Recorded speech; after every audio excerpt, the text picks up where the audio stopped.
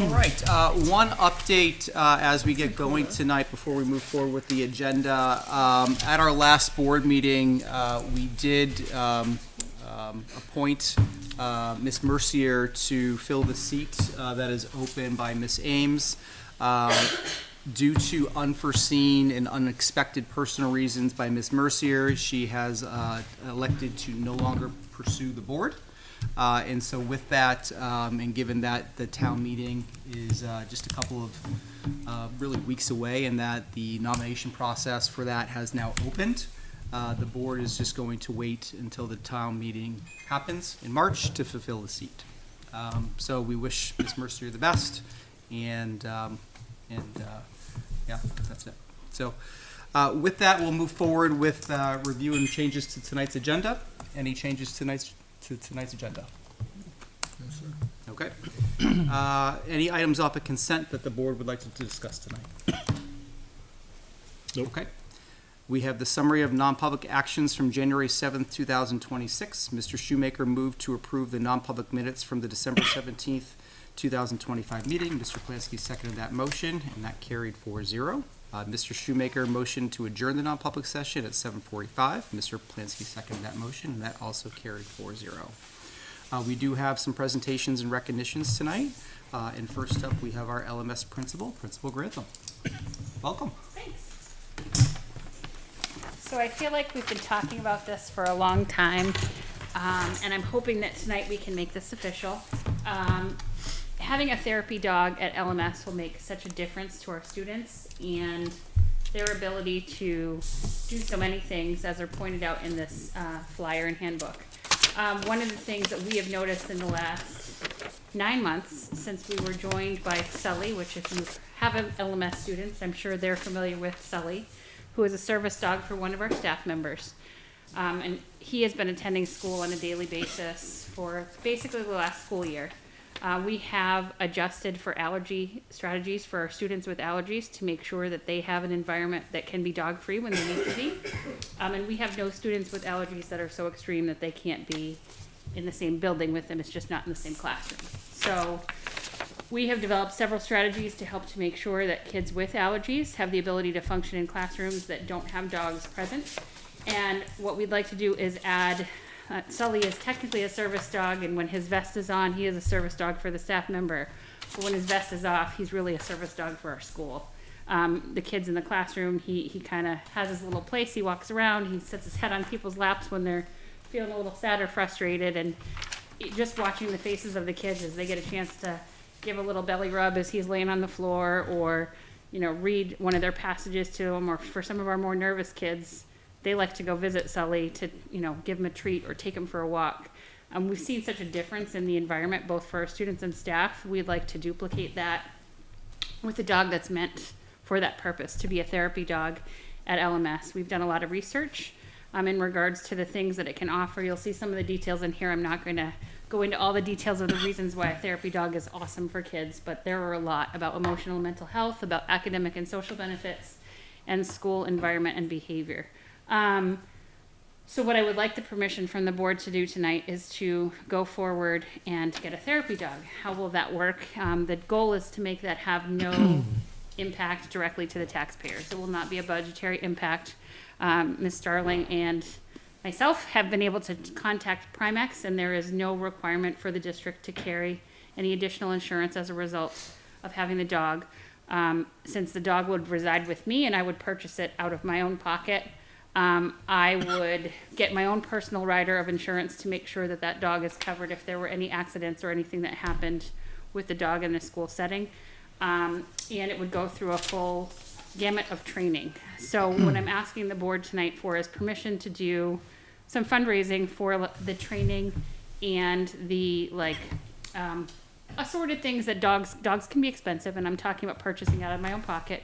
But for the idea of having it at school every day, for the kids to have a dog to be able to use, and whether it's in a classroom reading with kids, whether it's there for a kid who's dysregulated and needs to settle down. I've seen it in action in a middle school with Sully as a mini set. I've seen it in my previous district where our school resource officer had a comfort dog as part of his daily operations, and it happened to reside in my office in my previous school. it's a wonderful thing. So I'm hoping for approval from the board tonight to move forward with starting that therapy dog process for LMS. And with the idea that that could be duplicated, we could share it if there was an issue at Campbell or there was an issue at Griffin, we would be willing to share up and down. It would not just be for LMS if that's needed. So how does that work in terms of like if you're the dog's, or I assume the dog's handler? Do you Yes. have to be with do you have to be with the dog the entire day? The dog would be in my office the entire day, or it would be, my goal is to be out of my office as much as I humanly possibly can. So the goal would be the dog would travel with me. I would be with it because I'm the one that would have the training and the explanation for how that needed to be handled as it was with kids or with other staff. Any concerns from an administration perspective? No. My previous district, one of the elementary schools, Dunbarton, had a dog, comfort dog, therapy dog, just like this. Very similar with the assistant principal's dog. Went through a training process or certification process to be certified, I guess, as a therapy dog, and license that you can go through. I'm glad that Julie and Jen took care of the insurance part. No additional insurance. Primex assured us of any risk for this. I think Sully's been great for LMS. I know it's a different type of program because he's a service animal versus a therapy dog, but I just think he's been a really nice addition to kind of the team at LMS. And I've seen it be really successful in a number of schools. They have great calming effects. We've had to call in dogs at schools I've been at in emergencies, and it's been it's just amazing to have. So to have one in the district, I think, would be great. Okay, great. Any other questions from board members? Nope. Not for me. I mean, I'd I love think to it's a have great idea. a dog at every school. Yeah. If this is successful, maybe pursuing some other things. The policy said horses or donkeys or something? I think horses are not allowed. Yeah, I would hope horses are not allowed in this. Yeah. We've been talking about this so much. I will tell you a story. One of my teachers over vacation, she had a dream of a comfort cow. It was one of those tiny little Shetland cows. And so she called and she said, "Jen, if we're not getting a dog, I think I need to get a Shetland cow, and it's going to be called Betty White because it was a white cow." And she told me the whole story, and I laughed. I was like, "Well, I don't think cows are part of the policy, but therapy dogs can be." I don't know that I would recommend any hooved animals. Right? Yeah. Janitorial staff in the There are lobby to go. limitations, right, exactly. Okay, entertain a motion to approve. So moved. Motion by Mr. Shoemaker, Second? second by Mr. Plansky. Additional discussion? All those in favor, please say aye. Aye. Opposed? Abstained? 4-0. Yay! Thank you. All right, thank you. Welcome, thank you. All right, next up, we have Principal Mitchinson from Campbell. And Ms. Val Nelson, yes, thank you. Counselor. Read the and part of that, yes. Okay. Thank you. Right. Hi. Thanks for having us tonight.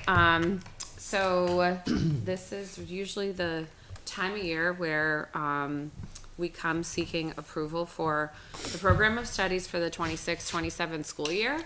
I know that's wild to think, but we have to really start getting next year's schedule sort of already in our brain and thinking about the course selection process for students. We will be getting that started just as soon as we have our program of studies. So I sent 2 links. One is to the completely revamped, all grown-up program of studies document. That was a labor of love between myself and Miss Nelson, getting all the content in there and giving it sort of a glow up, as we would call nowadays. And then the other document is the kind of summary of the changes that are in here from last year. So there are some wording changes here and there, not nothing that goes against any current policies or practices, but some simplified, nuanced things. But the big changes are obviously like the grading system change. So that's reflected in the new program of studies. And I really just kind of included the total points part of it because I thought that was enough to explain, like, hey, this is our grading system. And by the way, all the detailed information can be found in the grading manual. We have a handbook for that. I didn't think it appropriate to copy and paste that entire thing in the program of studies, so I linked it so that people can then kind of find it right there.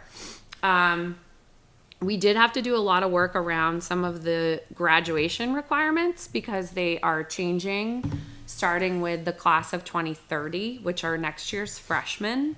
So not only you'll see there's a different chart for that group of students, which starts, and there's a table of contents, and in the table of contents it has the graduation requirements. So there's the current graduation requirements, which are for the classes of 26, 27, 28, and 29. But then if you scroll to the following page, 2 pages rather, you'll see for the class of 2030 and beyond. It's not a major change. It really, the biggest change I would say is like the social studies piece that we have to include now. So for the previous grade level graduating classes, the social studies credit requirements were only 3. Now it's going to be 4.5. We still reach the same number. So it's still like 24 is where we get to. It's just they shifted some things around and what the 24 credits have to be. So, and what we did too, and speaking of that, if you start then looking at some classes, and a good one to take a look at, if you go to social studies, since that's where some of the credits changed, and I will go to page 37. Thank you.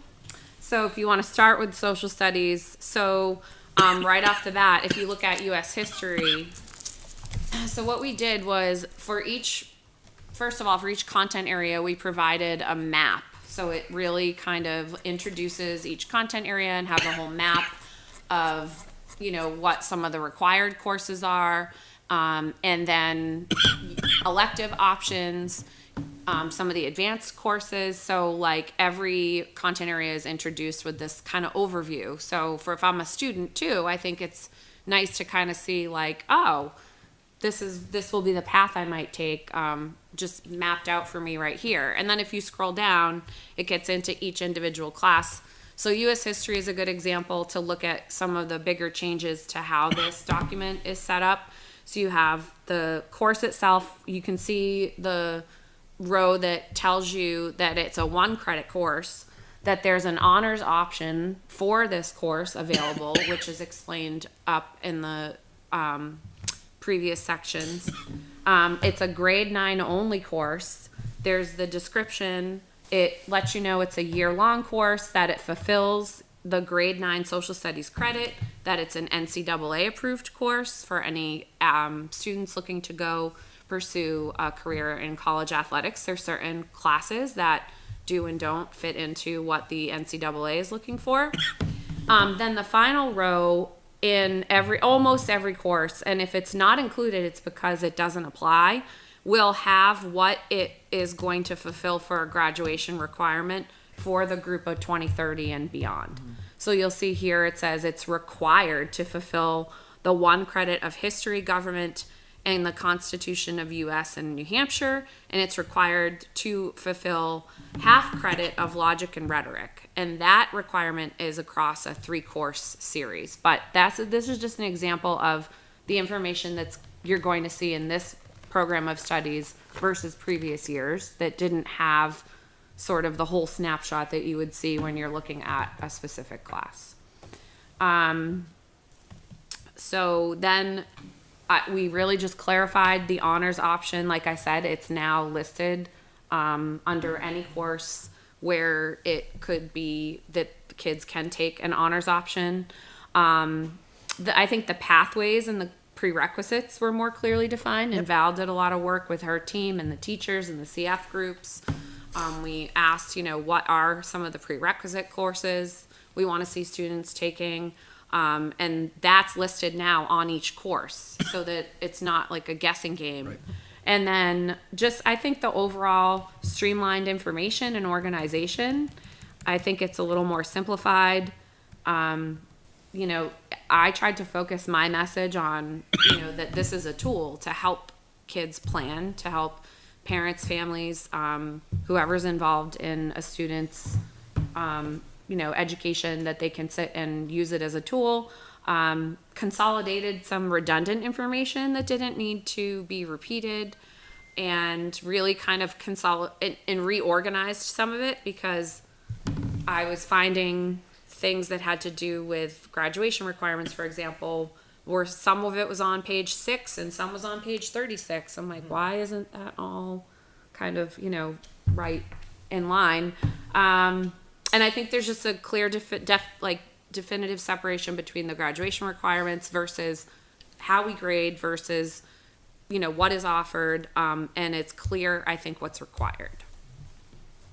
Did I miss No, I anything? mean, it was definitely a labor of love, with all of us involved in all different parts of it. Jen is a formatting wizard, so I learned a lot from her, which was amazing. And also just because things change and the Ed 306s have changed so much this year, and I've been part of so many meetings at the state level with Sarah, and that's been a great resource, but to actually spell it out, luckily it's coming in with the incoming freshmen, so then we have those 4 years to really fine tune and make sure that we have everything we need. But I think it came out really great, and my counselors really love it. Makes our jobs clearer, and especially with figuring out alternating classes. We don't offer all the AP classes at once. Some are even year, some are odd year. So really being able to spell that out for scheduling purposes because I'm in the process of starting to build the course request process and eventually the schedule. It's just to have that concrete and consistent is great. And there are no new courses. Nope. So the CF group, we met, I think it was September, and decided to kind of let the concrete cure and get a better handle on how we can improve our master schedule and maximize everyone's teaching schedule load. So I think until that's settled, we're good where we are. We did, however, there is a senior English course in there. But it's not a new course, but more taking a bunch of existing courses and smushing them into one. Because one of the things that we recognized when I took a look at the schedule coming in with fresh eyes is there were too many electives being offered for English for juniors and seniors to take. And it was creating a little bit of havoc on the schedule. You would have students where there may be 25 course requests to take a class, but then all of a sudden that class ends up running during the same time as some other class, and kids are like, well, I don't want to take that anymore. And now it's down to 6 kids. So now it looks like we have these tiny little class sizes, but some other class has, 28 kids in it. And the more you have, the more that might end up happening. Right. And we want to provide awesome opportunities for kids to take classes that are interesting to that they like and that they want to pursue, and that might teach them something that sparks their interest of what to do when they're done high school.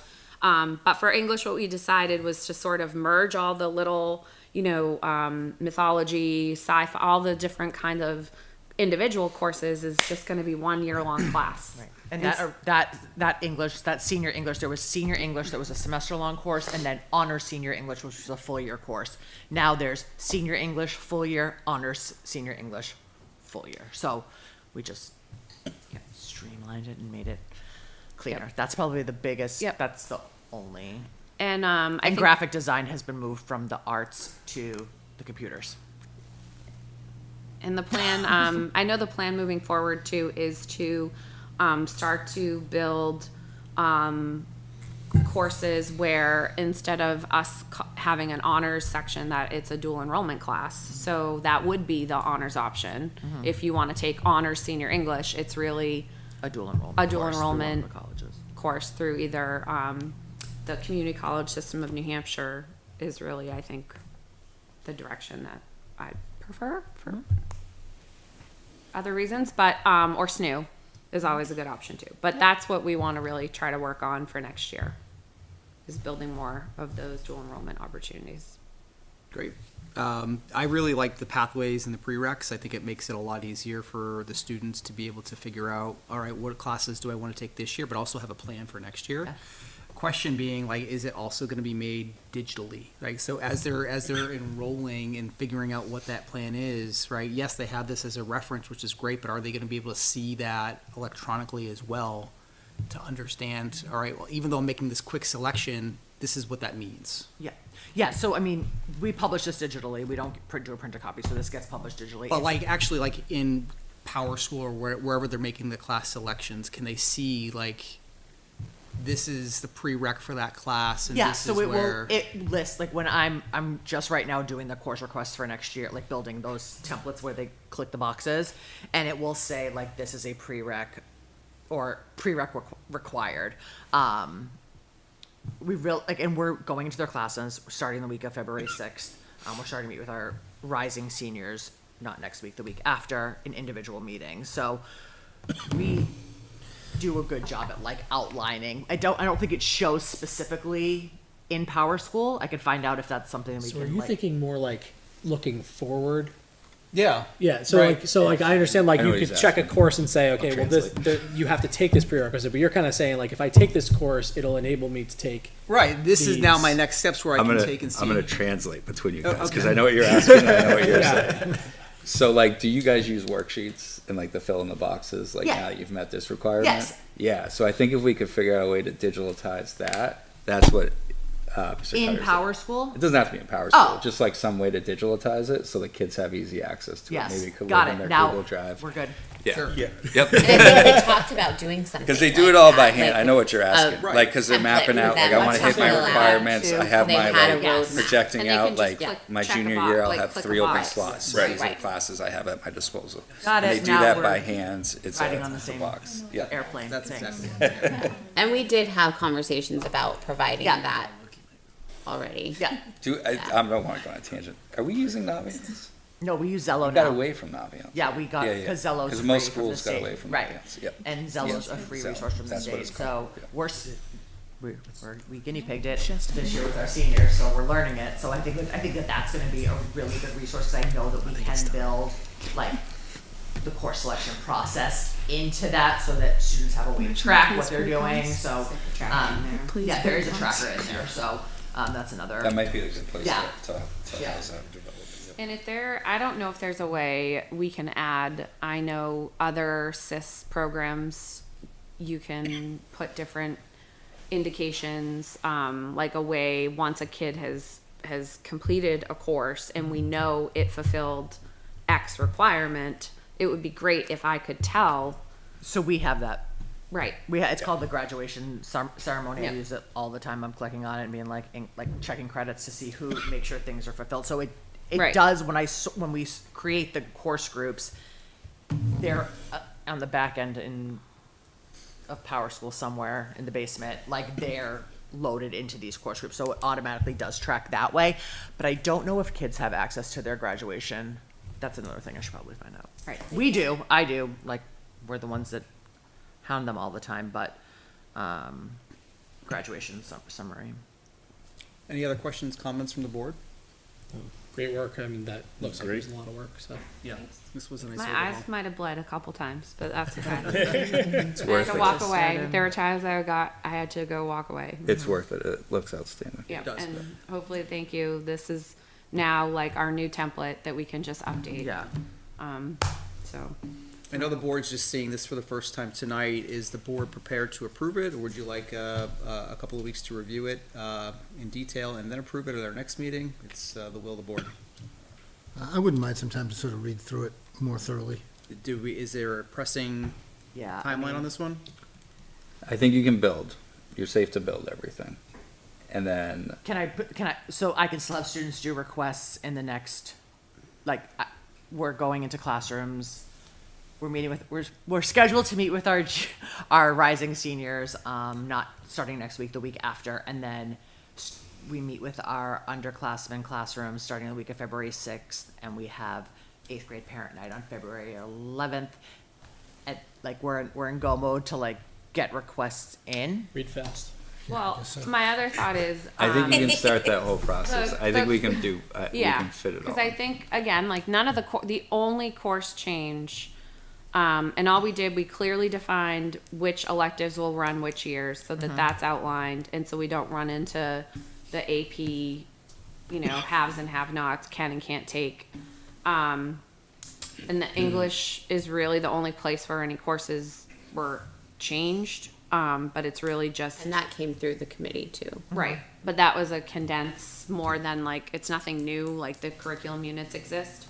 But I think if you want to make any, so I don't know if there's a happy medium. If I we would say can, blow this up, but I don't think I have anything that would blow this up. I Okay. just think I'd like to sure. fully Ah. read the document. I appreciate that because it took me a lot of time. So, but I wonder if, I think we're good with the courses. Like, I don't, or unless I'm, No, you're nothing okay. changed other than the English I one. think you guys can continue what you need to do. Okay. And I think you guys can review it and approve it at the next meeting. 'Cause if I'll you think translate of- again.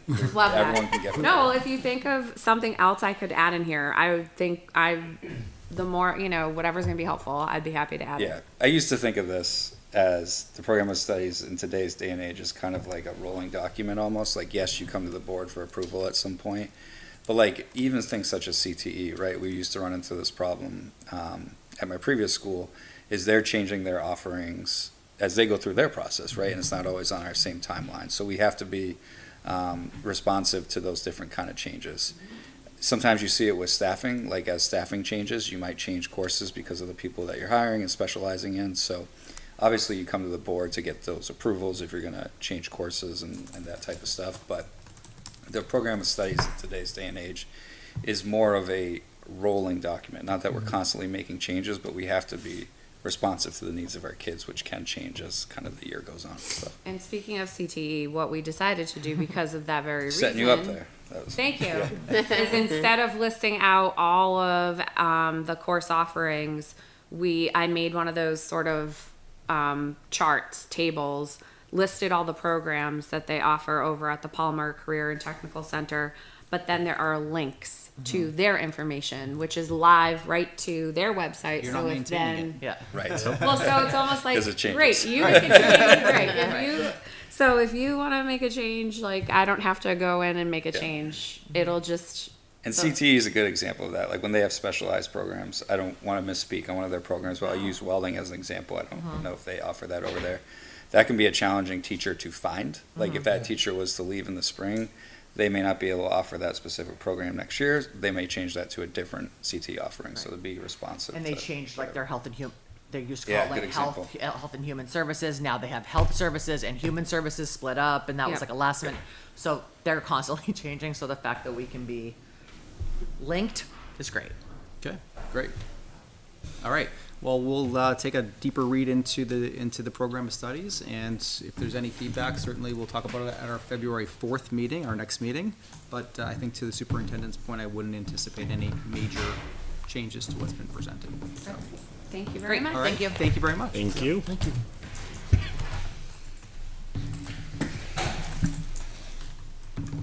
No, students. Superintendent, a moment. Next up is the student representative report. Turn it over to Dom and Zoe.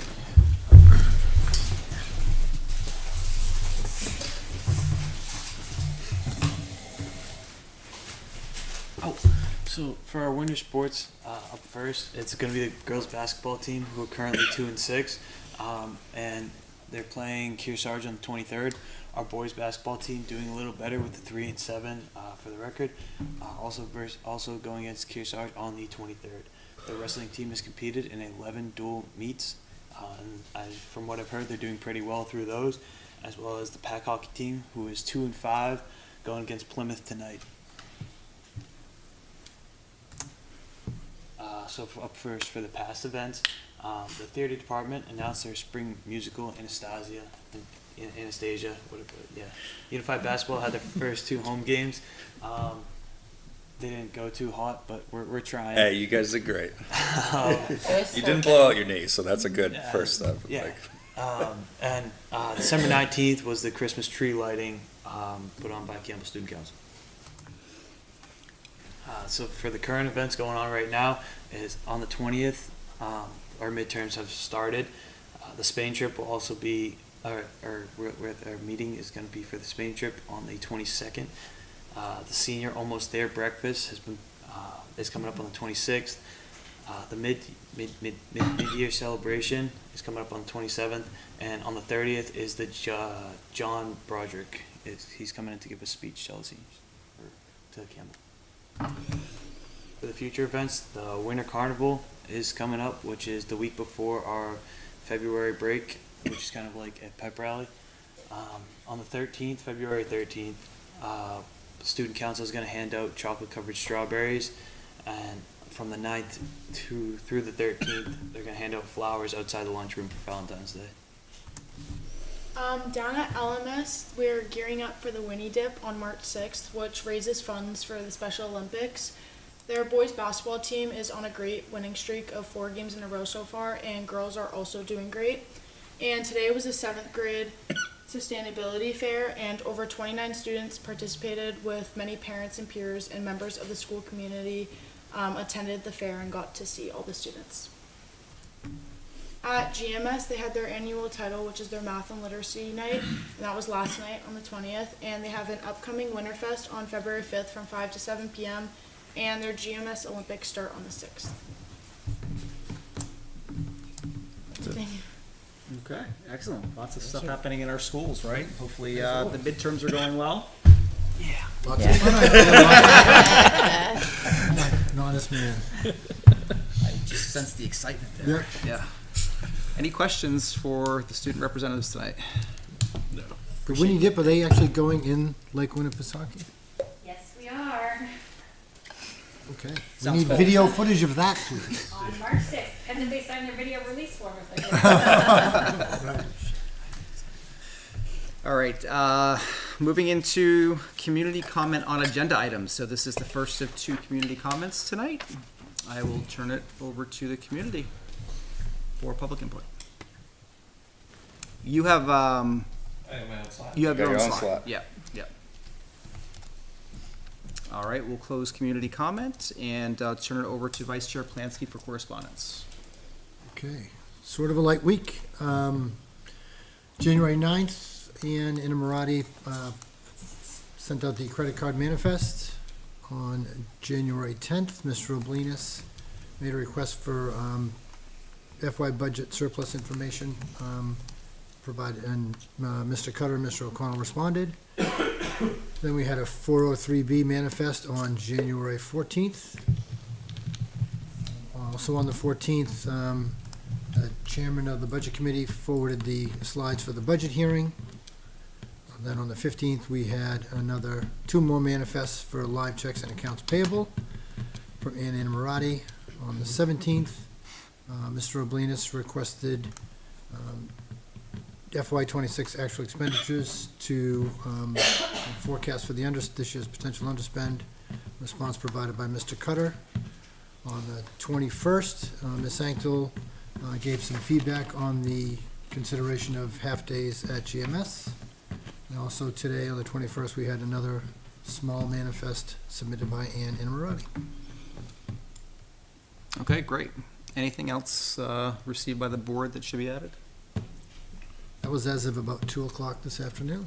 I don't think anything else is coming. All right. Thank you, Mr. Plansky. Shifting gears into general business, we do have a new agenda item this evening, and a standing agenda item. We've invited Mr. Peoples, our representative, to attend board meetings as his schedule permits, if you want to come on.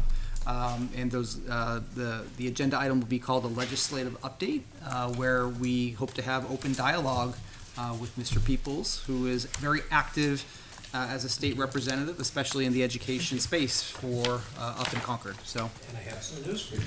excellent. Thank you, Mr. Peoples. I didn't bring it up Thank you. for everybody to copy through. You can share, yeah. Well,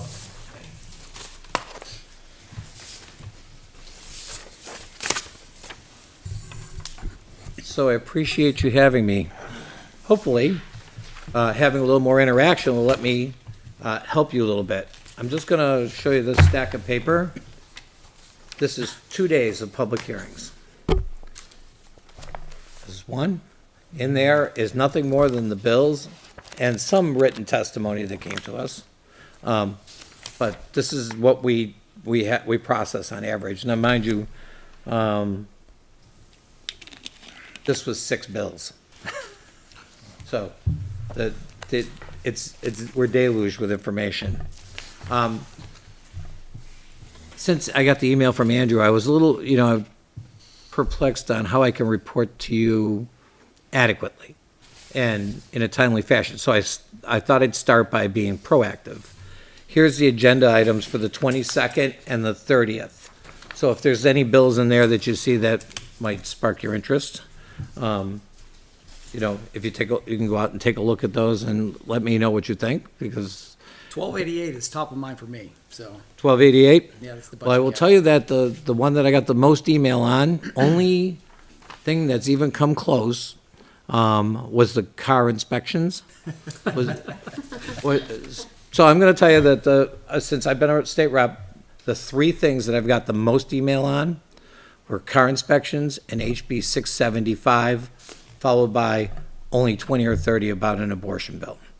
So when I say a lot, I probably got 700 or 800 on the inspection bill, and I had to have 300 on 675, which was the school budget cap. Up at the State House, every day we go through public hearings. I like to write on the top of my agenda what I thought the day really represented, and this is from Tuesday. It says accountability. So with everything that's going on, I'm sure you're all well aware of the Claremont debacle.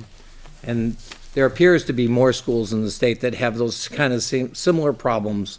They just all haven't surfaced to that level yet. So a lot of the bills that we're seeing that are coming in are around accountability, both accountability for financial matters and accountability for internal operations, grading,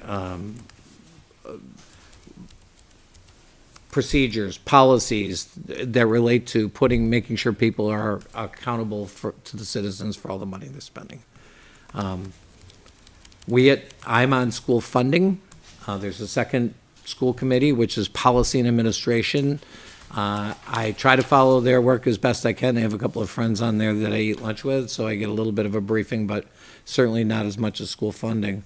I will tell you right now that we're working our butts off trying to figure a way to do a better job of funding schools from the state.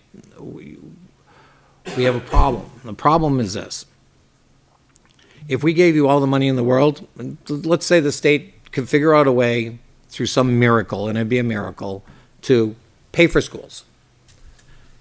Everyone wants local control. So there's nothing that precludes the schools from spending more money than what the state allocates or how they spend that money. So we're always in this conundrum. How can we give you more money and do the one thing that everybody wants, which is property tax relief? The calls across the state, most communities, the people are screaming for property tax relief. And as we know, schools that eat up about 80% of the municipal budgets that come in. So we have to find a way to do this, preferably without another broad-based tax, because all that does is give us room for another broad-based tax. So all I can tell you right now, we're working hard. We're in public hearing mode right now. We haven't started to exec the bills, so the process is all bills have a hearing. Sometimes the hearings are short, and we have maybe one person that comes in and presents the bill and some testimony, maybe some online testimony. Although I will tell you that people that show up, their testimony tends to hold more weight with the people that are on the committees. It's just the way it is. We have other bills where we spend hours and hours listening to people, usually about 3 minutes, 4 minutes, and it changes out. There's another person there giving you their testimony for and against, and some of them get pretty heated. So we take all that in and we try to make an intelligent decision based on all the information we have. The last 2 agenda items from Tuesday the 20th, we had authorizing the state to issue bonds to fund public schools. So we had somebody come in and present a bond that said, forget about how we tax them, don't worry about that, let's just go out and bond our schools so that we can give them more money. We had one for, was relative to the cost of an opportunity for an adequate education, to restructure how the base adequacy aid and special education stipends and such whatnot. I don't know if that one's going anywhere. Repealing the education trust fund targeted aid cap. So somebody wanted to, that was the city of Manchester. As you know, a few years ago, the city of Manchester benefacted to the tune of $10 million by accident. So a piece of legislation actually increased their targeted aid by $10 million. So the legislature corrected that last year, and now here's a bill to reverse that. Establishing a grant program to support school districts' extraordinary needs and fiscal capacity disparities relative to providing an adequate education. Again, special education is crippling every district in the state in one way or another. We just can't seem to come up with any real way to give the districts enough money to cover the costs. And of course, the way the laws are structured doesn't leave us a lot of latitude in not paying for it. You have to do it, and that's the end of the story. We actually had one person tell us the other day that it didn't matter if you lose your home. Didn't matter. They didn't care, as long as you met the intent of the law and paid for the education. That was pretty shocking, that we won't take care of our neighbors. We have relative required to the state funding, providing opportunity for an adequate education. Again, different bill, different mechanism. And then moving on to Thursday. That's the 22nd. On the 15th, we had bills authorizing school districts to extend free and reduced lunch benefits for special education students. As you know, with the shift in the age groups for students that on special needs, where they gave them an extra year, unfortunately, the laws that revolve around the federal food programs ends at 22. So if you have a student that's in your care for an education and they turn 22 in January and they were on some kind of food assistance program, they're not entitled anymore by the USDA laws. So we're looking at a way to do that within the state to kind of close up that gap because we created a problem. There's a bill to allow the Commissioner of Department of Education to withhold funds from public schools if schools are not providing special education services in compliance with state law. That already exists in statute. I don't see that bill going anywhere other than away. Another bill modifying the state average expenditure per pupil relative to students in special education. That one was to increase the special ed base adequacy, as well as bring down the cost for catastrophic needs. So instead of 70,000, bring it down to 60,000. We're talking about bringing that down to 50,000. The problem is, and we're meeting with the Department of Education with Caitlin Davis over this, is we can't tell what that number is. The data collection processes through our school districts are terrible. Claremont's an example of that. When you ask a question to the Department of Ed, and we had Caitlin on the phone yesterday, a couple of us talking with her, you can't get the information because they don't collect it. And if we wanted to lower it to like 1.5 times the amount, we have no idea what that would cost the state because the data doesn't exist to say what that amounts to. First, students had different cost brackets and stuff. So we're looking for ways to collect more data for that and to get that legislated in so we can give more money back. It's not that anybody wants to withhold the money, they just can't write a blank. The legislature just can't write a blank check. And that's where we're at with that. So there'll be more to come. I can see that we are going to, I'm pretty sure this legislative session, we're gonna make some improvements on how much money that we're doing in base adequacy. I'm not sure if we'll get up to the number that the judge, wants, but, there's a lot of bills in the process. So, from an administration perspective, right, I know we're tracking NHSBA and kind of those communications. Were there any questions from bills that you've been tracking that you wanted to have a dialogue about with Representative Peoples?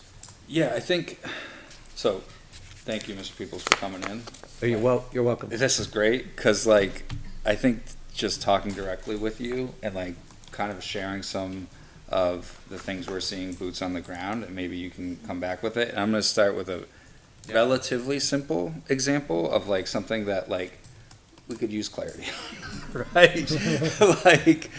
like, and so I don't know if Julie, do I have it? I have it? Yes. Yeah, okay. So, on your report, so just give me one moment. And you have to remember, the process for a bill to become law is a long and arduous one. Yeah, so I think one of the things that like we on our side, like I'm gonna, can you give me access? Is the mandatory reports that we're supposed to kind of publish, right? Like Is that the bill that I co-sponsored on? It may have been, I'm not sure who did that. Students First Act? No. So as the Student First Act, we were at the budget hearing last week, and we showed, you know, the graphs that have the 4 categories that we're supposed to show, right? Like the average cost per pupil, average teacher salary. I think Julie just gave me access. Yep. So I'll put it up on the screen. And we had sent this to the union leader a couple weeks ago, so we had it because we're supposed to put it into the local newspaper and stuff like that. And yeah, and to be like straightforward, we want to follow the rules, and there's no clarity on what we're actually supposed to like show for grades. So we went down the road with a bunch of districts to model them in this way, that showed like these are top 4 administrators in terms of pay, in terms of average teacher salary, average cost pupil, and then like this week, we've learned some other school districts, not all, some are doing what we're doing, but some others are doing a different way. So this is version 2. And all we want to do is like the right thing. So like and I don't know how all the legislative stuff works and everything like that, but like we just want to like follow the rules. So like what is the right way? And if we could get some clarity, or if legislation can work with the DOE, because we follow their advisory stuff. Can you email me those, Brian? Yeah. Both Definitely. copies? Yep. And Is that comparing state average versus No, it's district? comparing the actual statistics versus with their rate of inflation. I think the way we produced it is meeting the spirit and the letter of what's been That was produced. Yeah. That was what I Right. thought. But many of But I us in did the reach school out world to are her. rule followers, and we just like to be told the template, do this. so I will, if you email that to me, I will take that up with the DOE. Yeah. And And this is one of those things I'm hoping these conversations, like I think as this we- bill came out of ed funding originally. I'm not sure if it was ed funding or policy and administration. And again, I'm going to tell you right now that it is impossible as a human being. I don't care what legislature you talk to. You cannot remember 1,000 bills. Right. I don't even try to remember them. If I document them, I put my notes on the bill. It's insane. So I will try to get you an answer for that. And that's what we're here for. Yeah. You know, Because I think like we want to do the right things. Like another is I think maybe some people overreacted, but like the recording stuff, right? That showed up in the parental bill of rights. Like how do we find like kind of a middle ground marriage? There's already a there's already a amendment. correction in Yeah. it coming because that was not what was intended. And that's not, I don't think anyone thought was intended. So Unintended like, consequences are the biggest bane to everyone's existence in local government in any way, shape, or form. Oh, actually, it's the biggest bane in existence to people in manufacturing businesses and the president's office. You never know what you're going to do that's going to have something adverse effect down the line. And I know you're just one rep and we're one small town and school district. I'm but on like, one committee, and you Yeah, one have, committee. you have 4 representatives and a senator, so there's 5 of us to answer questions. Ralph is on transportation, Rich is on criminal justice, Victoria is on education on the Senate side. So there are plenty, and we all cross lines to get information. Yeah.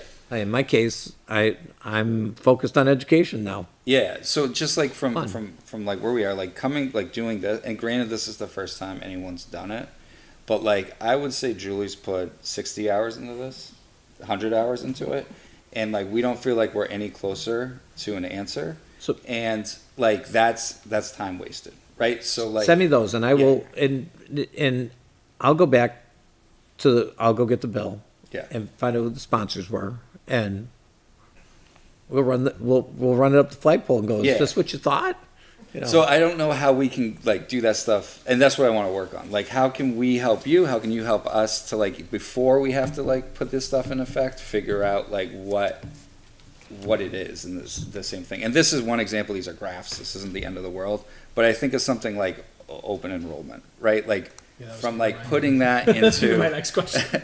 putting that into place where like I've said this before, like I think there's like I remember Learn Everywhere was like a big thing a few years ago, and like I think it was Learn Everywhere, like when this was years ago, went to a hearing and like showed support for it, right? You know, because I think there's some avenues that like we can apply this stuff, boots on the ground, that helps everybody, right? Right. And I see like with the open enrollment, I think there's opportunities there, but like, can we help you from like I see but the group, but, like- opportunities for attorneys right now, because the fact that everybody's running out and crafting the anti-open and- enrollment laws is, And you know, and and not this all is good- districts are doing that, by the way. And, There are only this is a good there's some. example. Like you were here that meeting we were discussing. I it, was. And some of the things you said gave me pause, right? And then I spoke with some other superintendents, and they had gotten some pause too from people they talked to, and we pulled it, right? Because we think that's the right cause and effect. So that's the type of thing I want us to like to do. So how I envision this going forward, at least for a little bit, is that as I know what's coming up on the agenda, I'm going to try to get that to you. Like Yeah. those are the next 2 agendas. We, the individual like little humans like me, we really don't know. We have bills are placed on our docket. There's early bills, like all these bills that you're looking at right there have to be all done and exec out of our committee by February 12th. Yeah. So we have not exec one bill yet. So the exec process is basically, the bill comes up, it's some bills go to a work session, some bills don't, some are brought up when the chairman opens it up for executive session. We have to do a number of things. We either OTP, which is ought to pass, right? That's ought to pass with amendment, OTPA. ITL, inexpedient to legislate. So that's death. Or we can send it to interim study, which is, we sent some bills to interim study last session because the bill itself as it exists could be some other potential piece of legislation. So some things went to interim study, maybe just because it could be the body or the framework could be salvaged to move another piece of legislation form out of the process bandwidth, so that you might have something come up that you can move forward now instead of waiting to put it into September and next January it'll be start to get to a public hearing. So there's, I'm going to call it a political maneuver, but interim study is like death unless it's brought back from the brink and into a committee. It's death. I have a good question about, I think, a bill that was discussed this week. Our regional BA group was talking about it with regard to having audits needing to be completed within 3 months, Yes. I believe, after the Yes. start of the year. Is that? That is a bipartisan bill. As a matter of fact, I'm a co-sponsor on that. It was put forward from the other side. of the aisle that came from the Democratic caucus. And these are knee-jerk reactions to Mary Henry and the Claremont issues. So this is a good one. I know exactly what you're gonna say, so I'll shut up. Right, well, just. I know it's riddled with technical problems. First thing is, where are we gonna find these people to do all the audits? Yes. And that Yeah. amount of time, right. Yeah. Yeah. Like, We still don't. we, And- right, And, like, and where it's at right now is, even though I'm a co-sponsor on that bill, it hasn't come to a public hearing. yeah. So once it comes to the hearing, that's when we're gonna discuss all that stuff. And that bill may go ITL. Yeah. You know, I don't think it will though, because there's a lot of support for, right now, everybody is a little gun shy with what's going on, because we do have problems in a bunch of other districts. But- And they're, If we They can gotta provide close up the hole. just some feedback on this particular one, like, that's, like, it's impossible. Like, within 3 months, if you expect us to have our audit report, right? Like, and then we don't want to be failing the system. Like, we have auditors who come really early in July and start the process, right? And it is January and we don't have our audit report because they're so overloaded in work, right? and consequently, this is what happened in Claremont. They didn't complete their audits, and their audits were late, and actually, there was no time frame on them. They could not do them. 2 Well, they years. do their audits for years though, Right, right? right. Yeah. And they 2 didn't years. ask for audits, but like, that's what I mean, like, how, and I'm not trying to be like confrontational. I'm how not, are we- I'm not either. I'm just saying, How are you're we supposed saying, to do I, it? I've brought up already in the Yeah. behind scenes, in the talk with the sponsor of that, Yeah. about where are we gonna get these auditing firms? Yeah, like, This there's, is I New- think, 2 or 3 in the state. Right, this is New Hampshire, and they just, audit firms that are reputable just don't grow on trees, you know. Yeah, and we're like early. You know more than anyone, Mr. Cutter. Submitted to the DRA, so there is a mechanism for someone. So that bill hasn't come up for public hearing yet. When it does, we'll have that discussion, Yeah, you know. and like, watching the Claremont stuff, it was kind of horrifying us to see their lack of audits. I mean, while we start the process right away, right, like in July, and we haven't gotten the final report, we're in Did you watch the contact. hearings when the interim superintendent and the interim business agent came up to Concord to testify to us? I did not, but just following along through other avenues, it's a challenging situation. But like, I think, like, for our district, Litchfield, right, we schedule well in advance, we get them here in July, we're in contact through them throughout the process. They advise us on all of our forms we're submitting to the state, you know, the DOEs, the MSs, all that type of stuff. But we still don't have a final audit report. So like, I feel like we're in the spirit, like, we are trying to make sure our books are accurate. So, again, I think you're gonna see that bill go into public hearing, and with a real chance that it'll end up in a working group. Yeah. And then go out and have some amendments to it, because, again, the timeframe, we're all sitting there, I mean, like, how are you gonna do that? Where are you gonna get these people? I Right, mean, like, that's we our worry. recognize that. Yeah. But that's good to get that feedback, you know. So here we are for this district, we still don't have our audit from, A final. That, You're right. that's a Final normal letter. year for us. Yeah. That's been the process ever since I've been. yeah, I know, again, these are knee-jerk reactions to other things that are happening in the state. And in the 1 in a billion chance our auditors are watching at this exact second. It's not because we know they're not working on it. Like, we're in contact with them and everything. It's nothing on that end. It's just they're at capacity. Districts too. I know, when I worked for Stanley Elevator, I was deeply engaged in that kind of work, so I know how complicated it is. So I want to make sure the board has an opportunity to ask any, remaining questions of Mr. Peoples, and being sensitive to time. Any top of mind questions for? So I actually got a couple on the agenda.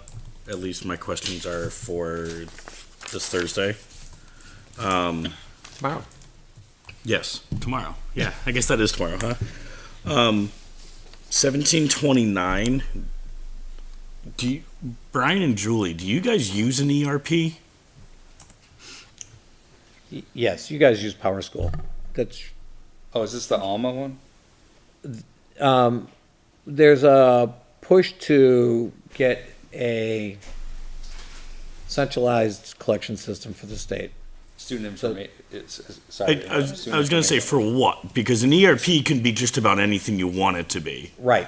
So and those are in some other bills, and there's some bills that are coming, there's some work being done right now, is, again, the data is the issue. In today's world, we should be able to get information on just about anything.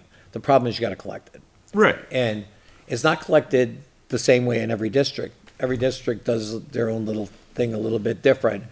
So one of the things that's come out of the whole, I keep beating on Claremont, it's terrible. But we are suffering as a state because of all the Claremont lawsuits. There's been about 16. So I guess It's just to come up with a framework, a statewide framework, centralized, and some of this has put some pressure on DOE for that collection of different data points. okay. So I don't have the bill in front of me, so I Yeah. can't tell you. I would just be careful because an ERP is meant for like resource planning, Yep, and not like data analytics and data collection. right. ERP is a catch-all term, like AI is a catch-all term. Yeah. Okay. Okay. So I want to be careful with that. And going back to a comment that you made and what you also just brought up about data collection, having done broad scale data analytics and stuff, it starts out like, for me, it starts, what does the state want for analytics? And then understanding and pushing that, and then saying, all right, people, here's how it needs to Right. get to us. I was at a meeting yesterday, and that was exactly what I said. We need to determine exactly what data points we want. Yep. And Yep. then we can design a system or framework to get to that, because Yep. a lot of people start with a system over here, and that's not how it works. Gotta be done, gotta be in the bug dust, get rid of the bug dust, and you can move it up into your system. Yeah, so that's a project I have ongoing at work right now is everyone starts their own thing and everyone goes, but it doesn't match this. But I like yours better. So now it's time to centralize. And again, that's one of the things I have experience on in my industrial career. Yeah. You know, Okay. I have a SQL database administrator, so I understand a little bit about collecting the Yeah. stuff. Okay. So thank you. I appreciate it. Oh, you're welcome. And again, as those things come through, you know, I want it to be bi-directional, but oftentimes I may be sitting there making a decision that is contrary to what you might think. Only because even though I represent Litchfield, I'm also representing the state, right? We have to get the job done, and sometimes what's good for one little node or one little town isn't good for the whole state.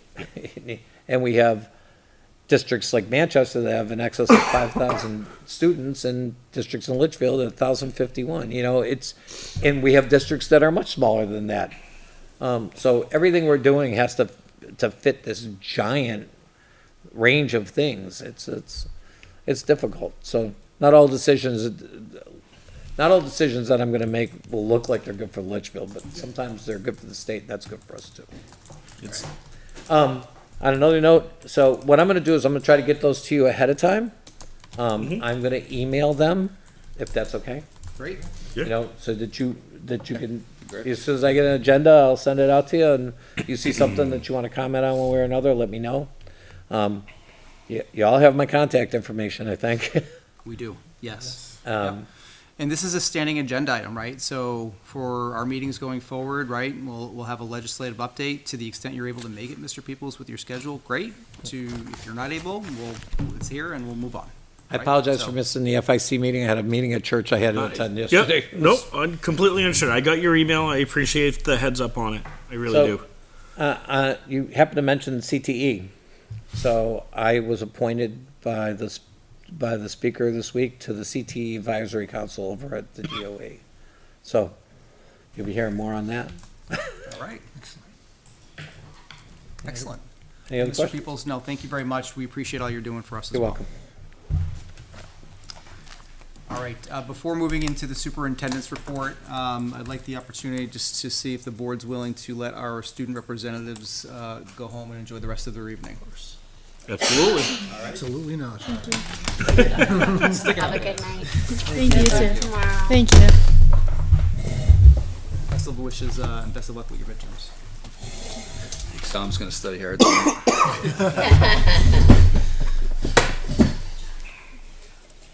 All right, we'll turn it over to the superintendent to get things started. Yeah, I know we want to have a discussion about some budget-related items, so I Yes. just left that as the kind of first agenda item. I did put a link to the default budget calculations there, if we don't have to use that as any launch point. I know, Mr. Cutter, you. Yes, so gave me Mr. some slides Oblinus, as well. please come on up. Right, so just for public awareness and board awareness, right, so there's been a lot of email exchange and correspondence with Mr. Oblinus. So just to kind of alleviate some of that back and forth, I did invite Mr. Oblinus to tonight's meeting where hopefully we can spend 10 or 15 minutes kind of walking through some of the open questions and addressing some of the emails that have triggered this back and forth. Mr. Oblinus, welcome. Thank you for taking time out of your evening to join us. I'd like to just note that this, a dialogue is helpful. Without commenting too much, just coming and me commenting without any feedback is part of what creates the difficulty. So I very much appreciate the opportunity to be here as a part of a dialogue. Excellent, thank you. Just to kind of tee things up, I figured it would be helpful to put together a couple of materials, a couple of slides, just for really public awareness and making sure everyone's aligned to what it is we're talking about. So just allow me a couple of minutes to kind of go through this. So one of the questions that has triggered this back and forth is regarding our fiscal year 25 underspend.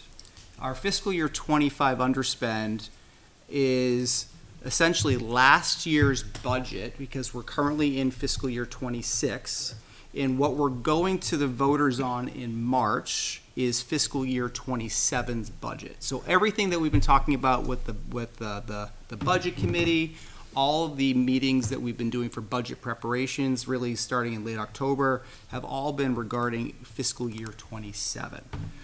Okay. All of that information for public awareness is on our district website. So it is under the finance and operations section of our website.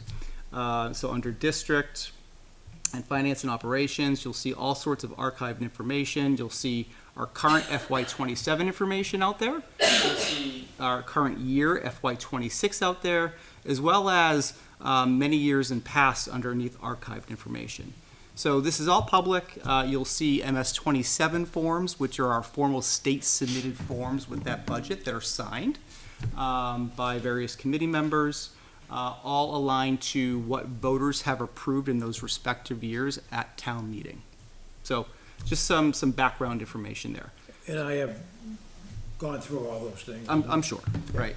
So for fiscal year 25, the open question was, hey, why did we have so much underspend for that particular year, right? And so the number that we've been referencing in meetings is we've had $1.4 million in underspend for fiscal year 25. The actual, that's rounded. The actual number is 1.351, right? So 1,351,000 was the actual number of underspend for fiscal year 25. What that means is what we budgeted for and what the voters approved in our operating budget for that year, which was $26,348,136, right, is different than what the actual spend of what was, which is $25,197,970. So the difference there is that $1,351,092. Where that underspend occurred in that budget is across various lines within that budget.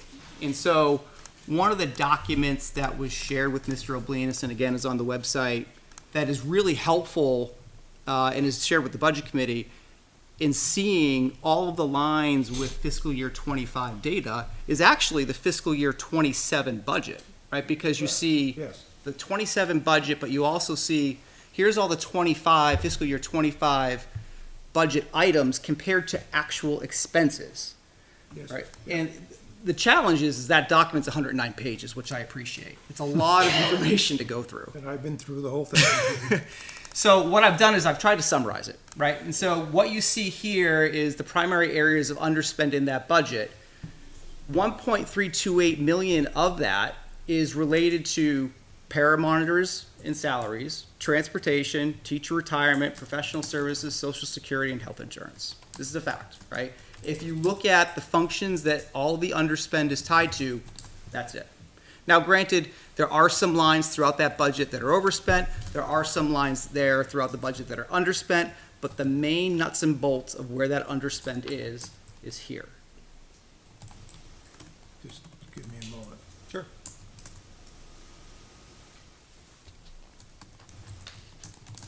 The para and monitor center, where does that show up in what lines? Or what category? They'll be in the respective schools. There's a line that is, like, when you really go into the individual lines, the line is titled para, monitor, and salaries. Depending on if it's a special ed paraprofessional, it will be a 1,200 account, right, or 1,201? Functions, yeah. 1,201? 1,201. Right, 1201, If it is yeah. a regular ed monitor, such as a lunch monitor, or regular ed para, gen ed para, then it will be in an 1,100 account.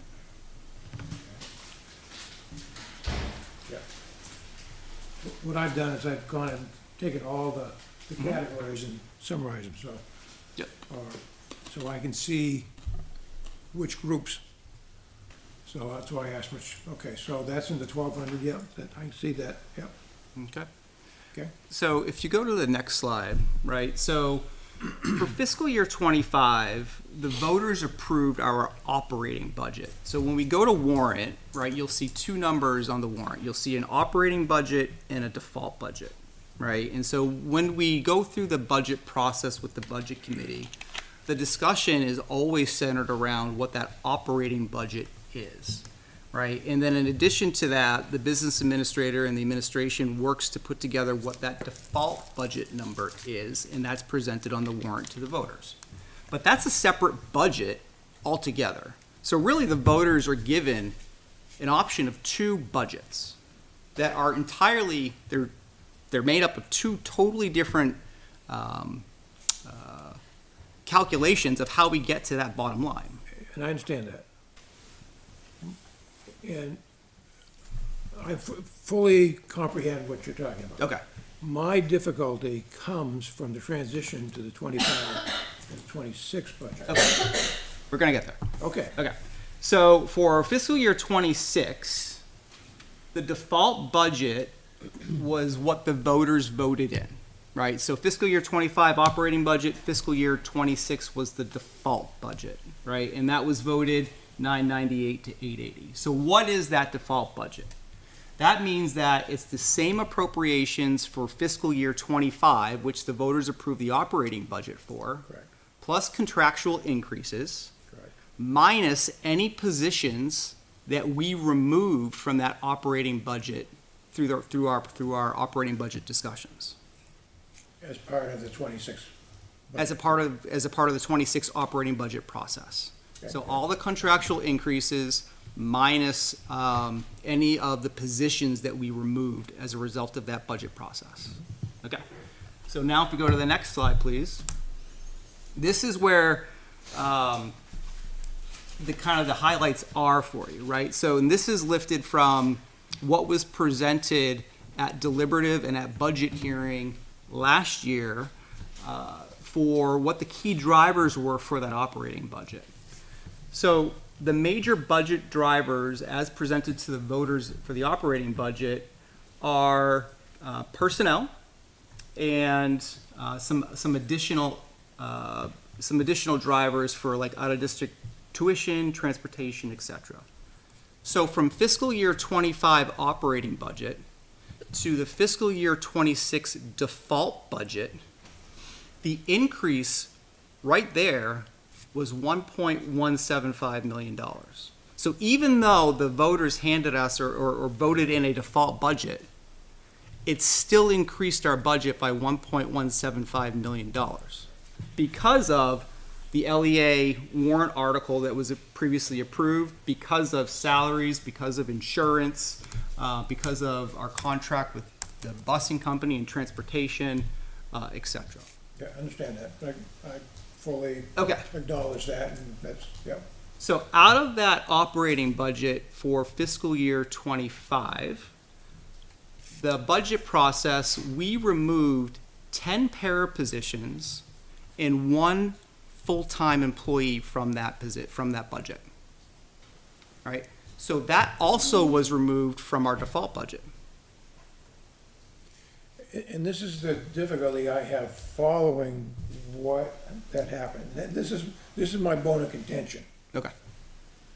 And as a for instance, I asked to have the underspend detailed out, and the slide that you showed, the underspend in the 25. Going back to Two slides back. is that the one there? Yeah. All right, so, yes, it's in salaries, and I understand the transportation, I can see that, I know where that came from. But the majority of the underspend is in salaries and professional services. And what I was having, and still having trouble understanding is specifically what was the underspent between the budget and the actual. The reason I bring it up, and I'll use an example because you asked me to go look at it and, without giving me the details, so I did. And as a for instance, let's see if I can find that sheet.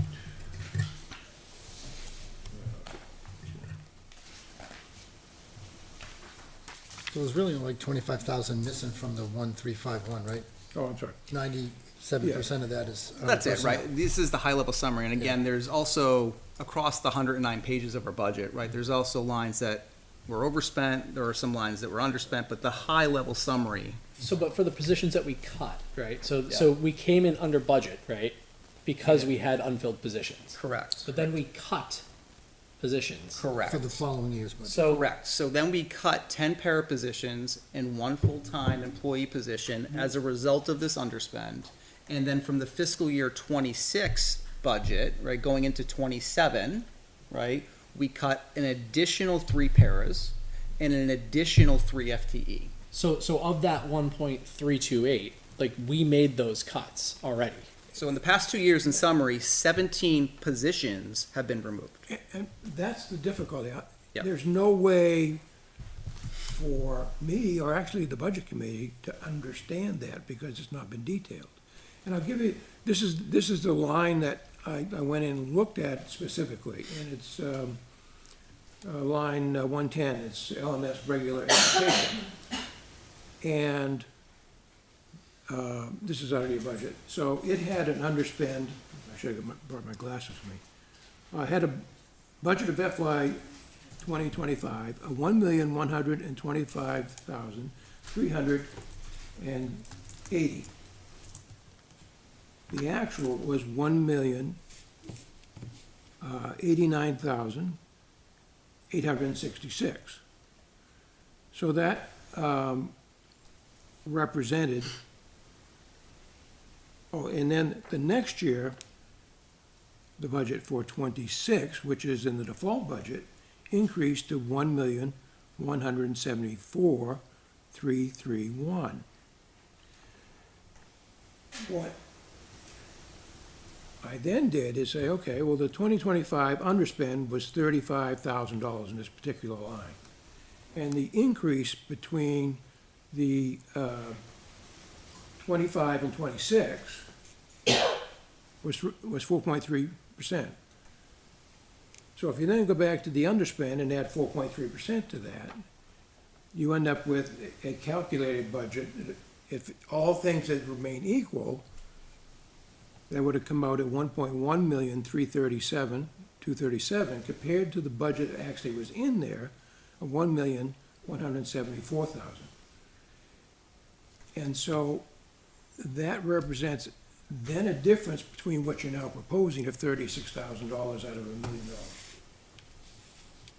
The reason I'm asking the question is I cannot, and some of the things you're talking about, I could understand, but I have no way of gleaning what that is.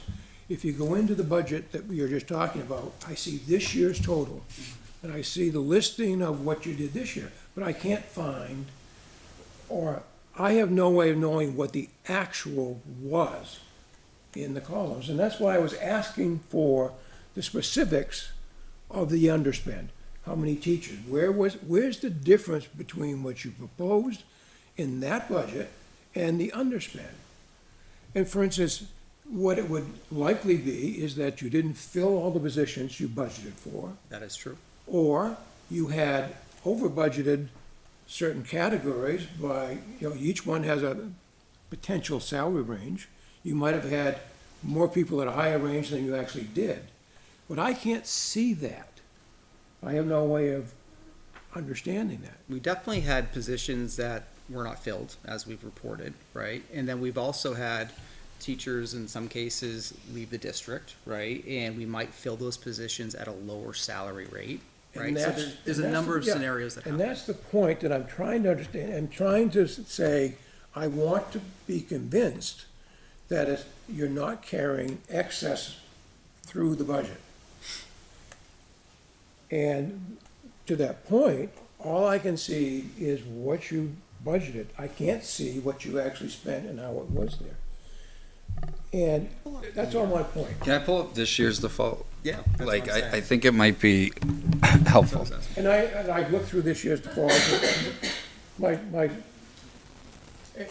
we can, I appreciate the opportunity to speak to it, but I hope you understand, as I try to go through and actually glean the specifics between what was the underspend, I don't have the ability to get there. That's, I see a column that says, okay, this is what you estimated, and I can't go in then and say, I don't have actuals. Did this teacher actually spend $87,000 at grade such and such? Did the fifth grade teacher spend $56,300? Or was the fifth grade teacher actually expended at $46,000? That's what I am saying, is I cannot glean the details. And so then if I do the calculation just in that one line, of carrying the budget through based upon the actual and then taking the projection increase that you said, I come up with about a $36,000 reduction on $1 million. And that's why, if in fact the report that I highlighted and asked for in the meeting exists, that would be helpful. I don't know if it does, and it's the one that, Mr. Harley mentioned at your July 9th meeting, that we're prepared to give a detailed assessment of the underspend. Yeah, and we have. That's what was shared with you, but let the superintendent. So like when respond. we're looking at this year's default, for example, and this is how we go about setting the default, right? We have this FY26 column right here is our current budget, right? Like the amount of money in that particular line. That's for specific positions, right? That particular one, that salaries line right here is regular ed. This is where the severance payouts are, and some other that classifies as salary. But this is not a specific position. This is things grouped together in salary in that particular line. I'll go down to some others here. And it could be subpay in there. It could be a bunch of other factors in there, right? If you go into the Fund 10, which is a different file, it lists all the details associated with that particular line. Like, if you can give me one moment. So like FY27 budget, I'm just going to go to Fund 10, which is everything. This is that line I'm referring to. I'll try to zoom in here. Hold on.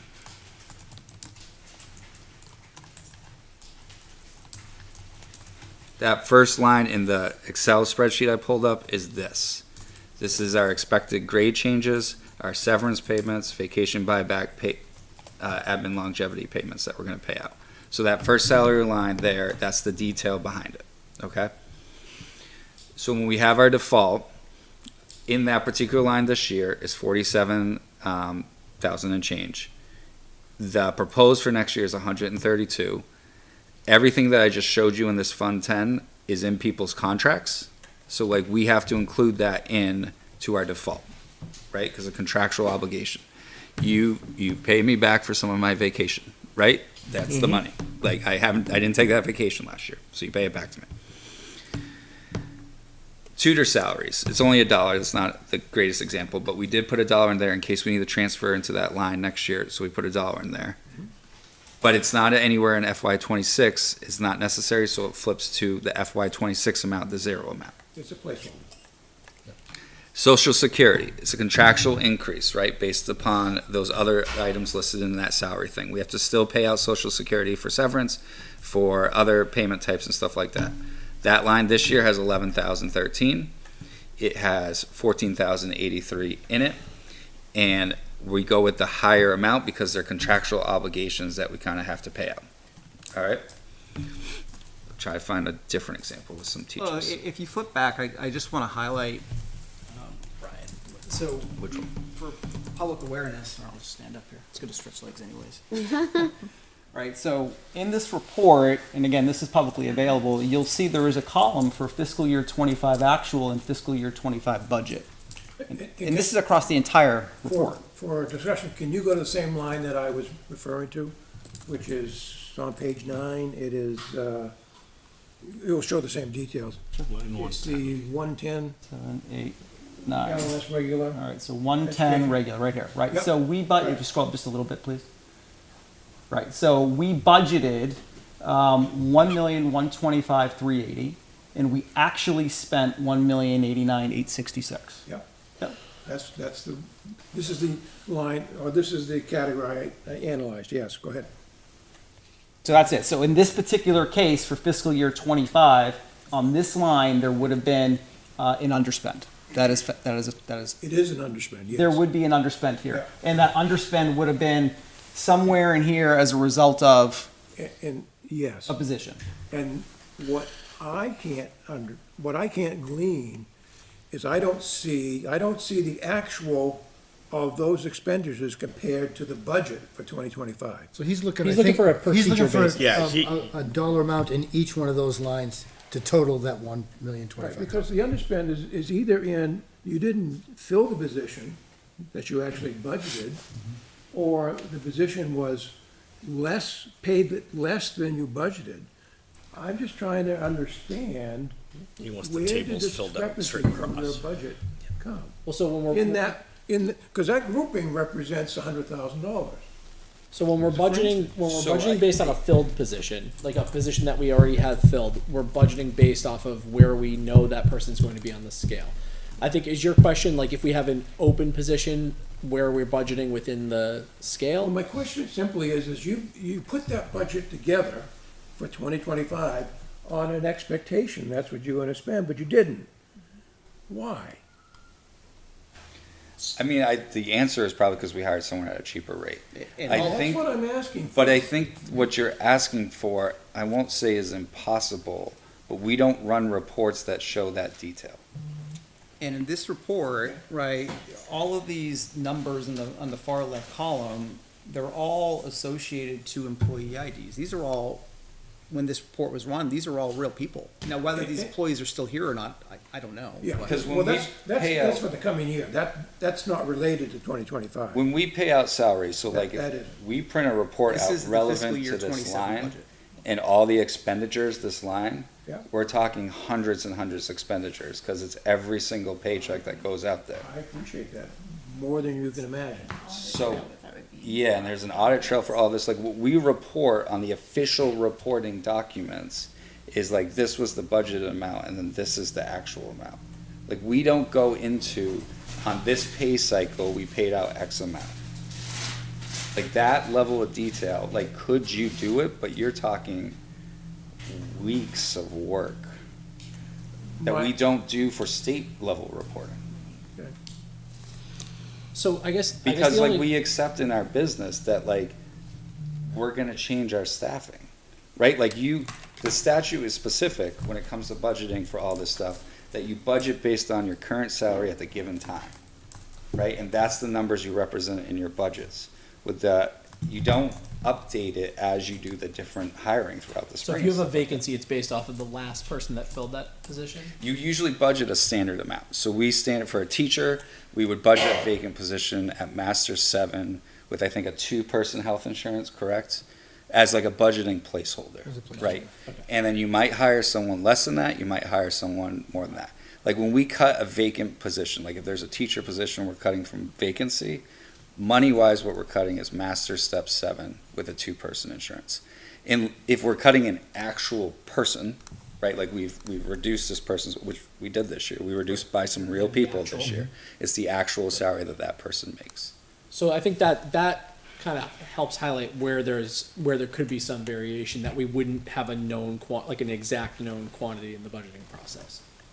And I'm cognizant of that.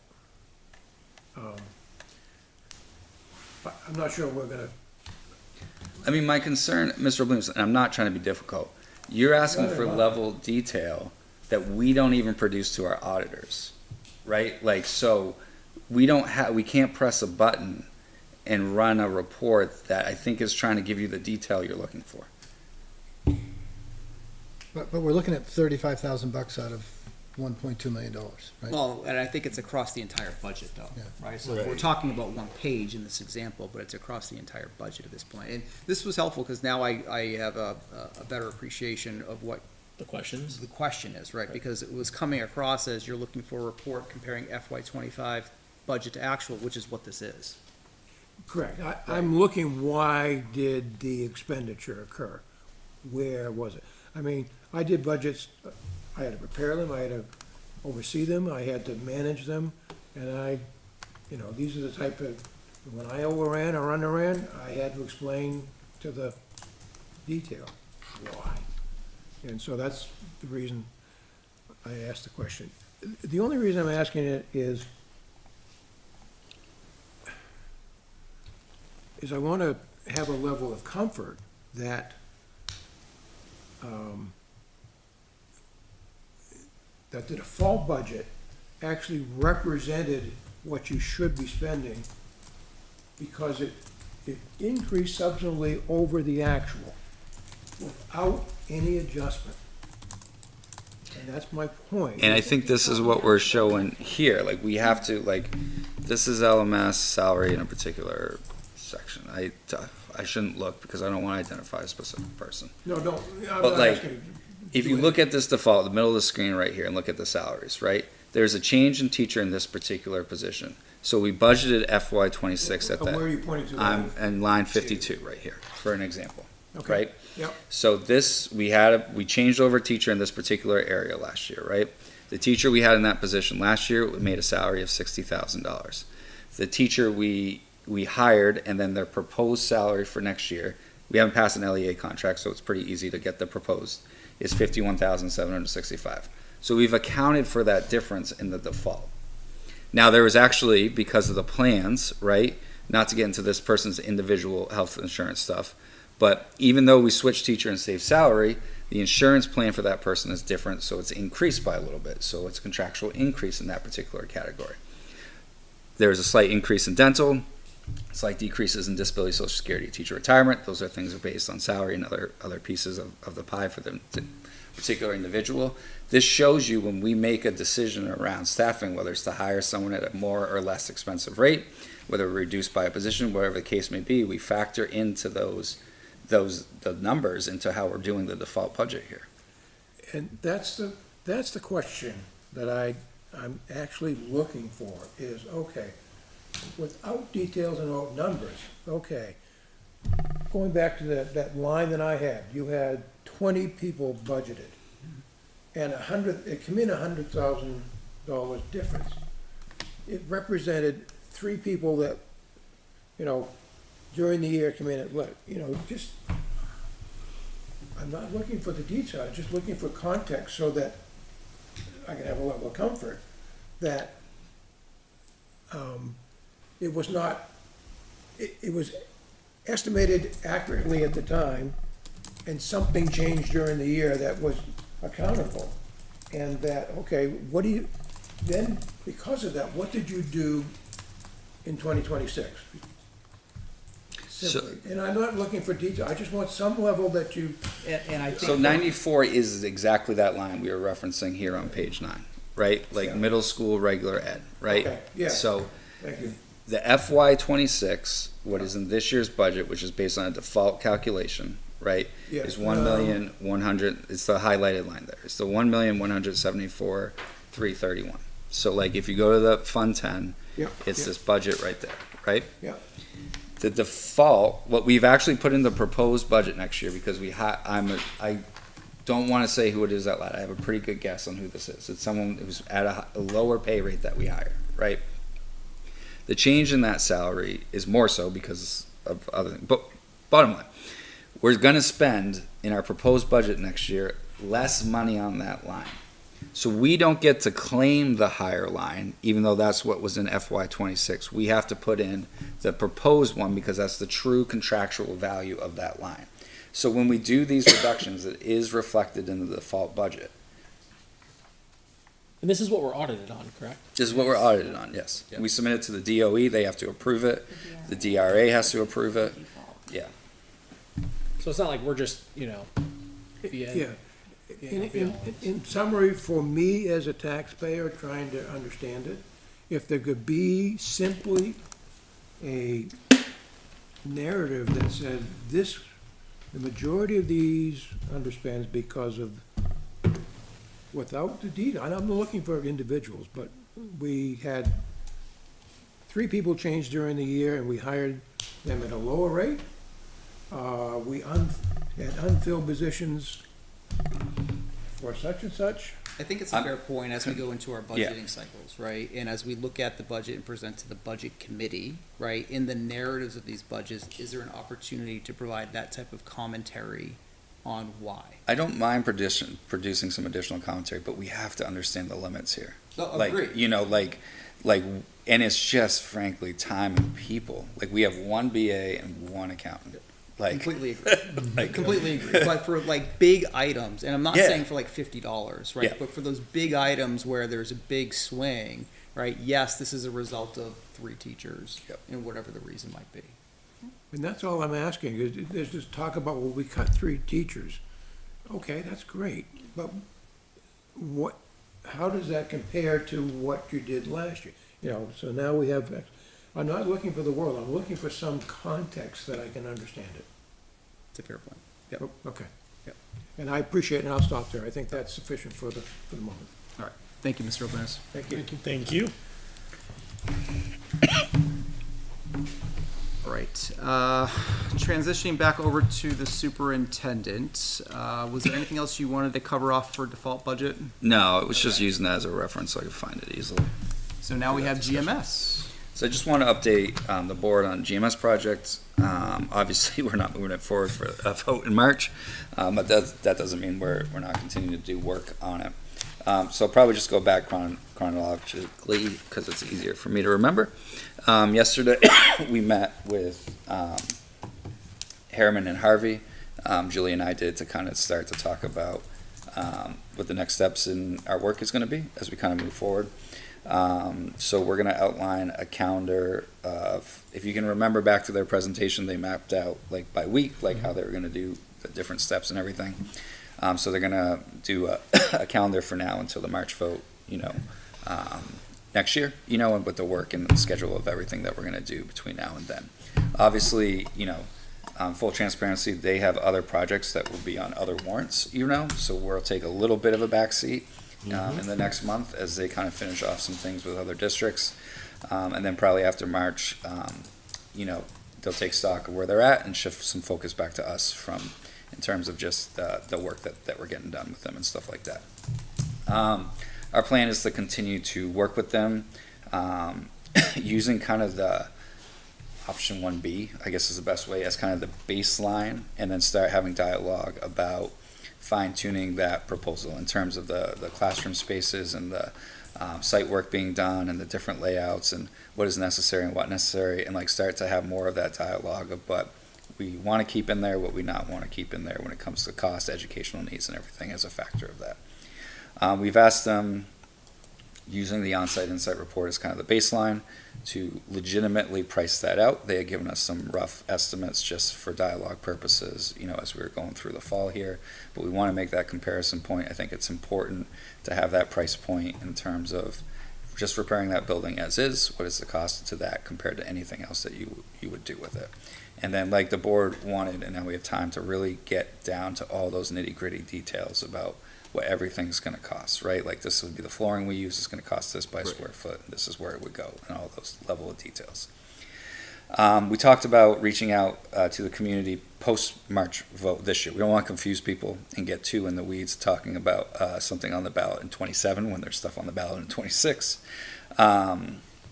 So maintaining the website, maintaining the information that's out there, continuing to the project. Post-March vote, possibly send something out to the community to remind people where we are at in the process, using Emily, their PR person, as kind of the point person to help us craft all of that. She's actually working on something for us to have Saturday when we are at the resource fair, with the town. So, Do we have an opportunity at the March vote to use it to gather information? well, I think that's one of the things. Like, what does the board want, right? Like this. I mean, I think So- it's an opportunity because we talked at FIC. It's seldom that we a little have bit. the ability to get that much So, exposure. yeah, so we talked about this at the FIC last night, and the real question is, what are we trying to gather? Agreed. And so, I mean, the one theory put out there is, would you support a $29 million project, right? Or X millions, right? Because you account for inflation and construction prices increases. It's not, it's not 29 anymore. It's going to be higher. It was 32. It was 32, but they thought that there was options to bring it down. It would taking out the site work and that stuff. So 32, 35, right? It's gonna be more. Well, I think what I'd be curious about, like at this current juncture, what I'd be curious about is, what is the general feel towards, hey, we found out this number, it was 32. I'm also curious, like we were about to make a unilateral decision to cut out the site work. Like, Right. do people even want, like, would you want to spend 29 and then have us have to figure out how to get the rest of it done and have not a fully baked out project? Like, just some stuff that we were going to make decisions on. Right. So, and I think through the FIC, we kind of talked through that, and I think some of this other detailed pricing and other variants, we wanted to get that information, so then we could present that information at that time with, that way we could bound it with, here's your repairs only, done by the construction company that's going to do it, versus option 1B, and then here's the things that we talked about that could be possible variants thereof. I do think you need to do a survey at some point. Yes, right? When you yes, have that 100% agree. information. And I would do it before the end of the school year. Maybe not March, but end of the school year where it's still on people's minds. I mean, March is certainly not agree. ideal. I just am thinking that, like, there's not a ton of opportunities where you have that many people coming out. I would Right. love that to be a part of like a community-wide communication again. Yeah. Right? Yes. And have a QR code to a, Yes. to a survey or something like that. Yeah. But I think getting that information before the school year ends will be critical, right? Like, people leave for the summer, they're not focused on what school is, and it's gonna be too late to do it in September, right? I Like, think so, March is too soon. We did talk about this last night. I Yep. think it's still, everything's still a little rough. Yeah, I mean, Yes. it's right. I mean, we can work with Harriman and Harvey for specifics, but I would like another, look, attendance may not be great, but another community forum, right? Like another time for people to come out in person and ask questions, right? And I thought there was good questions with the last one that we had, maybe like again, we continue to offer those, get a little Is bit there- more each time. Is there an opportunity then, if we're not gathering information, is there an opportunity for us to produce something that's giving just a little bit, Well, we were talking about maybe doing, I can't remember who I had this discussion with. It could have been Julie, it could have been Harriman. I've had a lot of discussions. I apologize. Doing a one-pager that we mail out in the spring, right? Like with I'm an just thinking update. about, again, in March, there's going to be a lot of people walking by. Oh, in March. Is there, even like Well, even just something like that's like a, hey, just for your awareness, like, this is where we're at with this. Like, I know we talked about doing that, but I'm just thinking about the fact that it's not often that we have that much Yeah. exposure, guaranteed exposure. So So, maybe not even gathering information, maybe Right. just something that's just informational, that's just like very like, hey, just so you know, because now we can put them on alert that we're gonna be looking for more, hey, this is where we're at. There's something Oh. is still going on, and we're gonna be looking for more So information. I guess the one pager that Emily's working on for Saturday, is there a way for March that we might be able to take that, modify that to I say, was thinking that, yeah. it's basically saying, here's the one pager that, Yeah. and then it's gonna look at, we are planning another forum, another survey, on mailers, right? Like, I would love to do not just a mailer for the survey, but just like a mailer, your one pager that you send out. Come the new school year, here's where we are with the project. We are going to push that forward Yeah. going into 27. So that would be my thing to try to bridge that, because we're going to try to get that for Saturday anyway. Yeah. It's an opportunity that we should capitalize Yep. in some way, shape, or form. Yeah. Yeah, I agree. I like that idea. This year's a midterm election. Yeah, November. It's in November, Yeah. though. Yeah. Yeah. So working on that, continue to work with them. We're working on the contractual piece. We'll provide this to the board once legal's gone through it all to continue the work, and what costs are associated with continuing the work. We didn't get close to our cap on money for what we had taken out of the warrant, so there may not be a need to take additional money out. There might be, we'll see what we come back with, but. Do you happen to have that number on off the top of your head of what we spent so far versus what was approved last year? Julie, can you look it up? Right. I know we approved 225. While Julie's looking that up, just to continue, we met with bond counsel as well, who will continue to work with us for next year as well. The nice thing with Renell, who we're working with that, is all the work that she's done thus far can carry over to next year, because it was all preliminary work. We hadn't actually gone out to the banks yet to do any of that, and a lot of hers is just setting stuff up. So she carries over that work, no changes in costs at this time for bond counsel. She bills us at the end of it all. So we'll continue forward with that as well. So far, we have expensed $76,124.88. And I have a invoice actually that we're just about to pay that was $3,100 and change. So there's a lot of money in there still. Correct. Hopefully, with that, we should be okay. Yeah, we're hoping. They're, they want to continue to work with us. We want to continue to work with them. So, Thank you. You're welcome. that's where we're going. Okay. More to come. More to come. Time for some catch up on this agenda here. All right. We have some warrant articles we do need to revote this evening, specifically warrant Article 1 and 7. Good night. Thanks. There was some language changes and some updates, and the Budget Committee revoted specifically Article 1 and Article 7, and at the budget hearing last week, and we mentioned that the school board would be voting tonight or revoting tonight on these articles. Do we have to reread them again? We should, yes. So I can take that action if you want to. By all means, go right ahead. Okay. So Article 1, and it's on the screen here as well, it reads, the average cost per pupil for the preceding year as calculated in accordance with RSA 189.75 is $21,174. ELA proficiency is 58%, math proficiency 41%, science proficiency is 32%.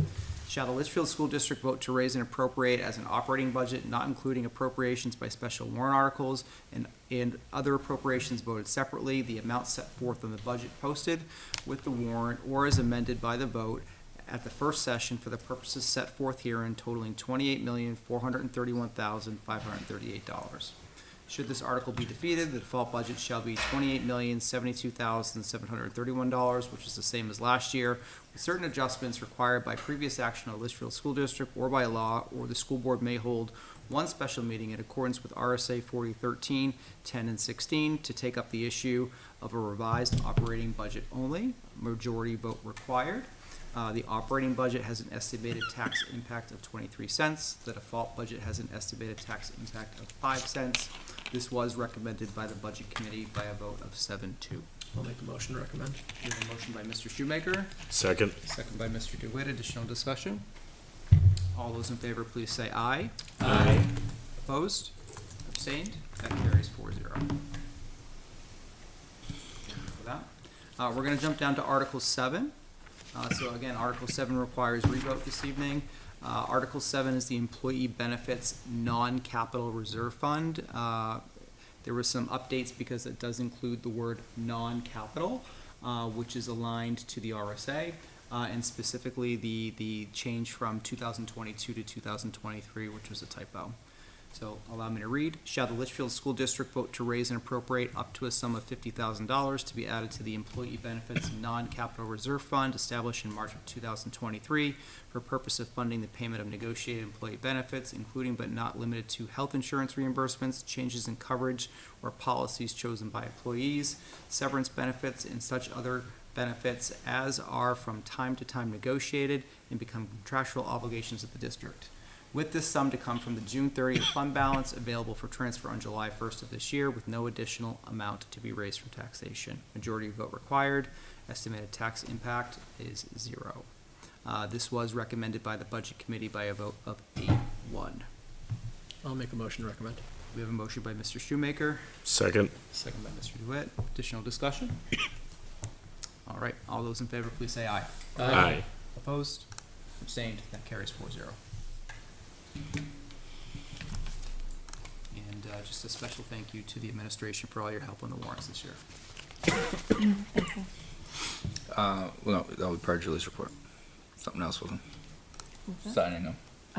We'll get to that. Forms, yeah. Yeah. Yeah. That's it for warrant articles that we have for that part. All right, we have cyber response plan. So we talked about this last time. I said I just would share it with the board. Yep. Just if anyone goes, clicks on it publicly, it is not a public document, so that's why you can't access it. It's protected by RSA that we don't make our emergency plan public if someone hacks into our system. So strange. So, like, there's not a mistake. It's protected, and we don't share that out for everybody. But for the board, you do have a piece to it, notification piece. So, please let us know. It's still in draft form. Like I mentioned last time, we'll be working with the Adam Group to finalize it in the month of February. So, Great. I did read it, and it looks, pretty thorough and Yeah. aligned, so. Brendan's done a nice job with it. Yeah, it's just a matter of, for those incidents, what is there a mechanism in place for proper submission and reporting? Yeah. Okay. All right, we have the resource fair, so I know we were just talking about that a moment ago. Yeah. I was hoping to have a presentation linked here, but I'll be frank, I don't have it in any form yet to share with anybody. That's right. So we have the resource fair this Saturday, hosted by the Veterans Group, as well as the town. It'll be at Campbell High School from 10 to 2. The superintendent and myself will be there. All are welcome, certainly, and there'll be a number of groups and organizations. I know Mr. Peoples talked about it as well, at least at the beginning. There'll be a number of groups and organizations there, so it should be a good event. Yeah. 10 to 2, come visit us. We're gonna highlight some, information about GMS. We're gonna highlight just some general information about the school. Is there anything the board would like us to, touch on, beyond general information on the GMS project? Obviously, we'll answer questions as people come around and stuff like that, but. None off the top of my head. Yeah, I think we had it out there. Everybody. Yeah, I didn't know if there's anything in particular. We're good. Yeah, no mystery turf I'm project. sure there will be there will be questions being asked. There will be. And like I said before, Emily's working on a little resource for us to make it look fancy and nice. That's great. I'm looking forward to seeing that. Yep. All right, anything else? I do not have anything more. That's it. All right, we'll turn it over to Business Administrator Darling tonight. All right. I did want to talk about the school expenditure report to voters, as we touched upon a little bit earlier. We did have a presentation for the budget hearing last week, in which we displayed the report that we had planned to post for voters on school expenses.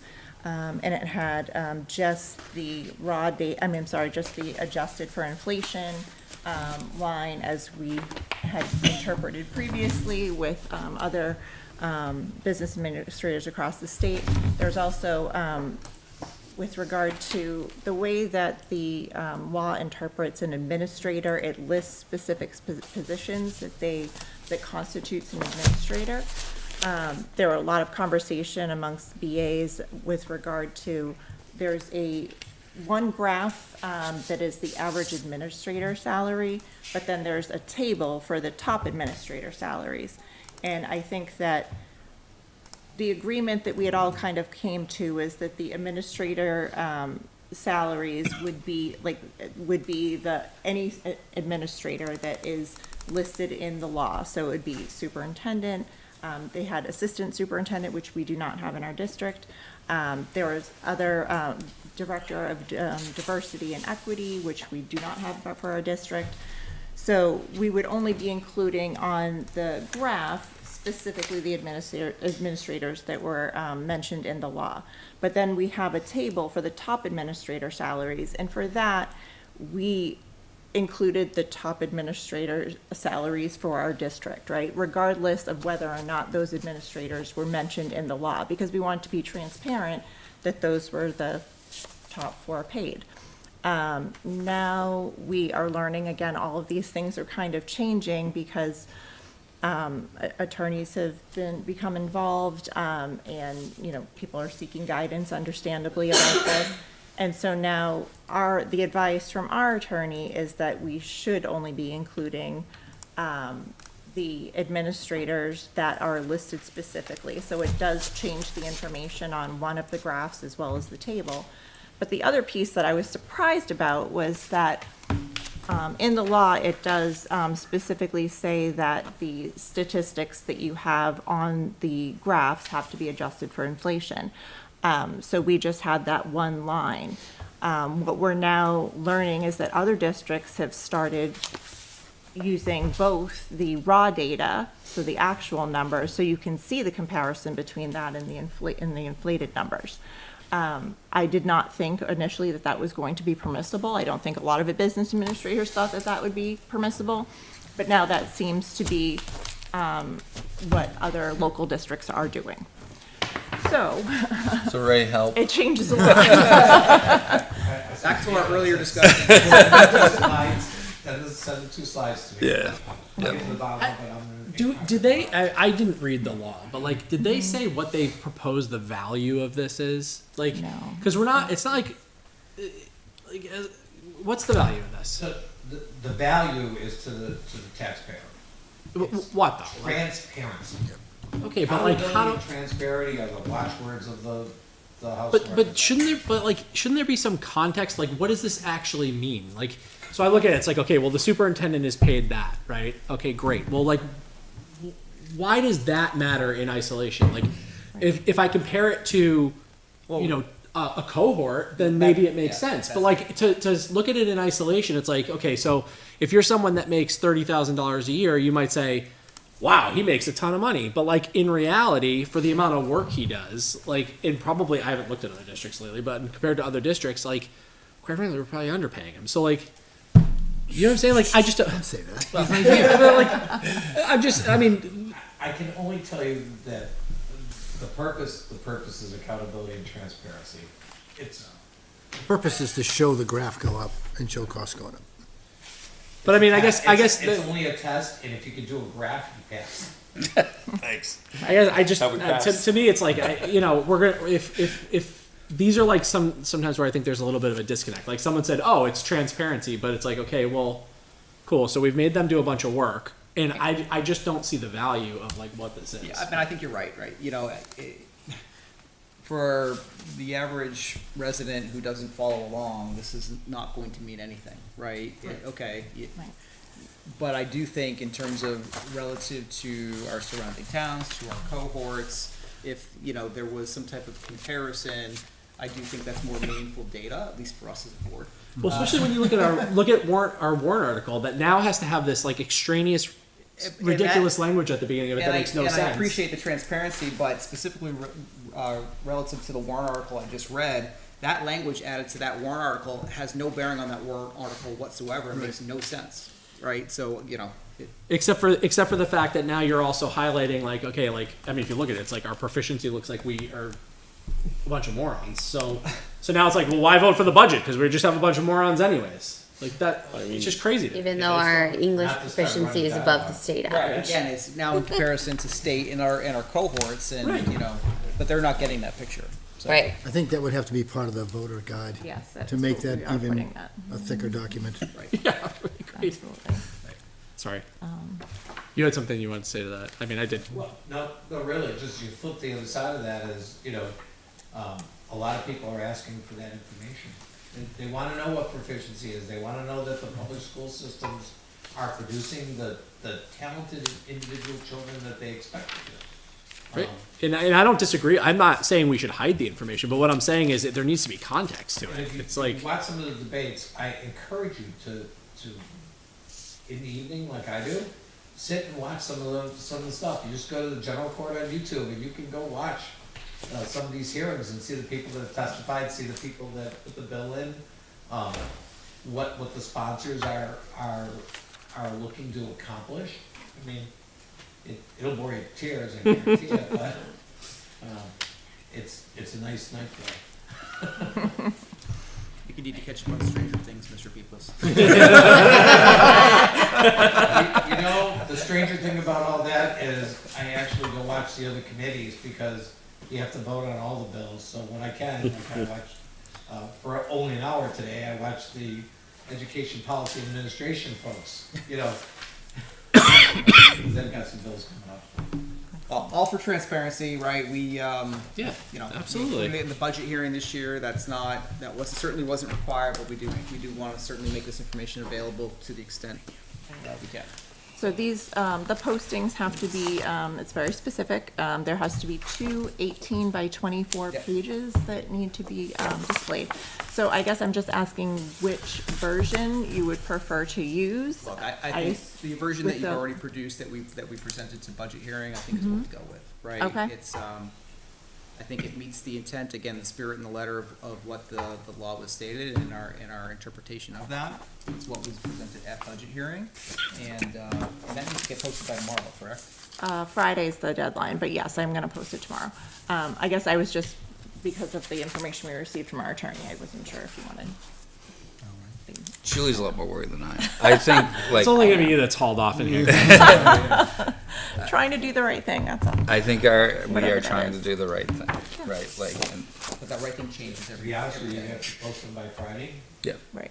I would post them both. Well, Well, I that's mean, the we don't other wanna question. over-confuse Right, because people, then if right? you Like- post things, that's the other part, right? You can't include it's already additional information so on these, Yeah, so. so specific on what you can actually You post. can have an that- additional page though, so that one thing I do have linked here is just if you're interested in doing that, just to provide a little bit of context.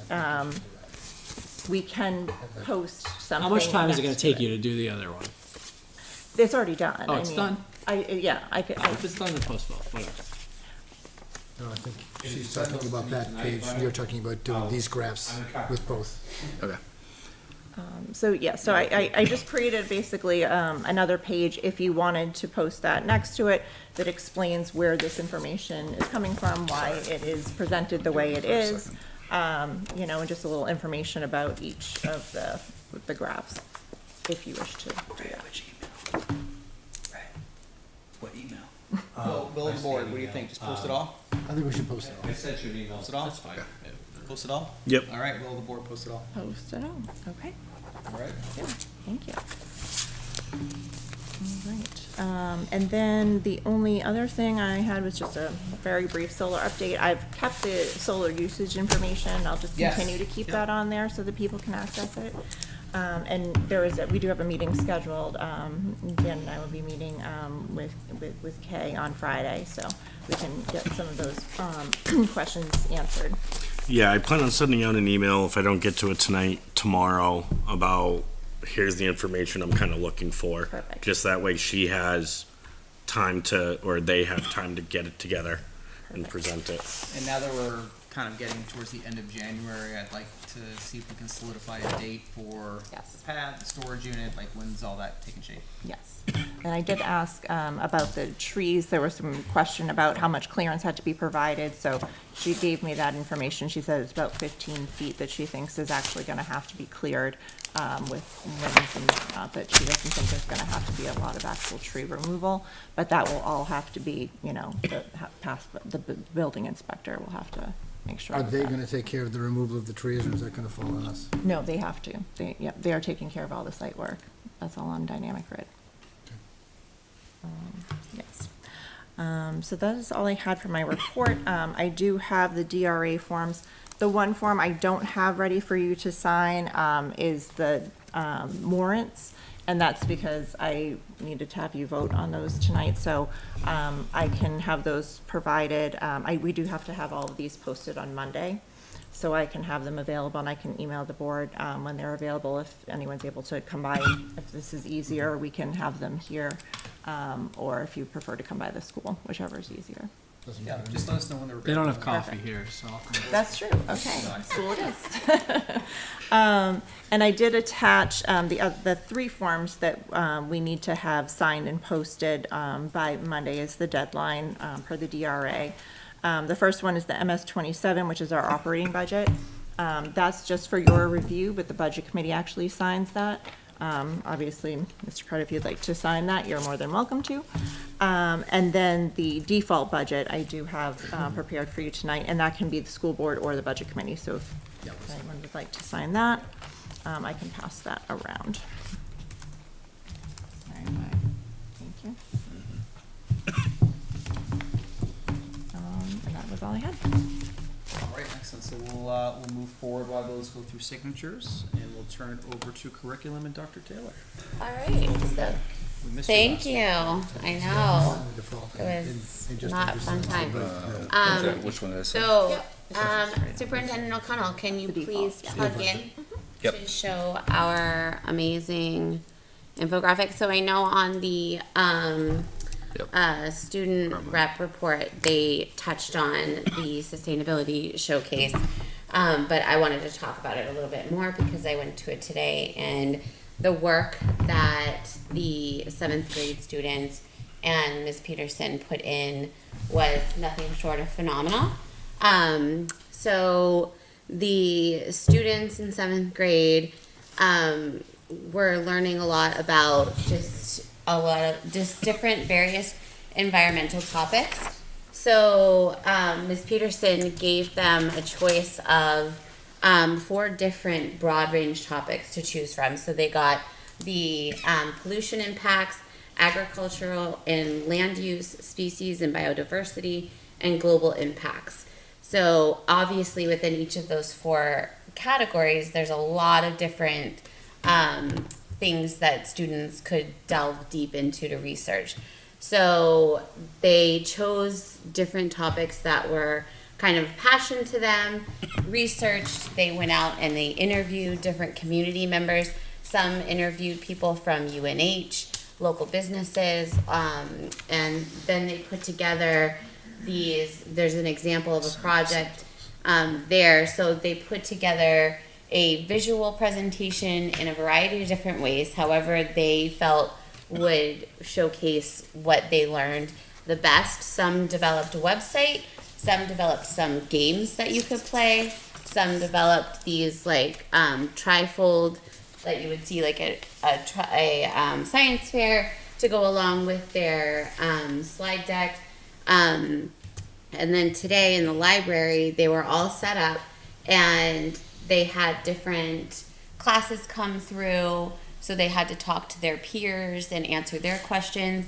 They also had to talk to other adults such as myself. Superintendent O'Connell came, other teachers, and then they also had to present to other outside community members, like other family members that came. And as you can see, they had 300 student visitors that they needed to speak to, and they had 42 parent visitors along with various educators. And there were 22 projects showcased. I learned a lot about fast fashion. And then we had the forever chemicals that are in food, plastic waste in the ocean, climate change, ozone. There was just an abundance of information. And these students had voice, they had agency, they chose how they were going to format all of this. It was phenomenal, and just really wanted to highlight all of the great work that is happening in our district, and so proud of these students, and they should be proud of their work and Ms. Peterson for putting this all together. Great. And they also had Panera. So Panera at the end of the day, at the end of the night, will throw away their food that they don't sell that day because they don't do leftovers. So they went to Panera and got that food donated to Wonderful. serve to people that came today. So really showing how you can recycle and not have added waste. So Maybe just an idea, not that I don't like your presentation, because I do, but maybe an idea would be to have a couple of students or some of the students come and present to us. Ooh, I like it. yes, absolutely. And You this gotta is hear the something. fast Fashion. I was obviously all over that. I was like, okay, what is fast fashion?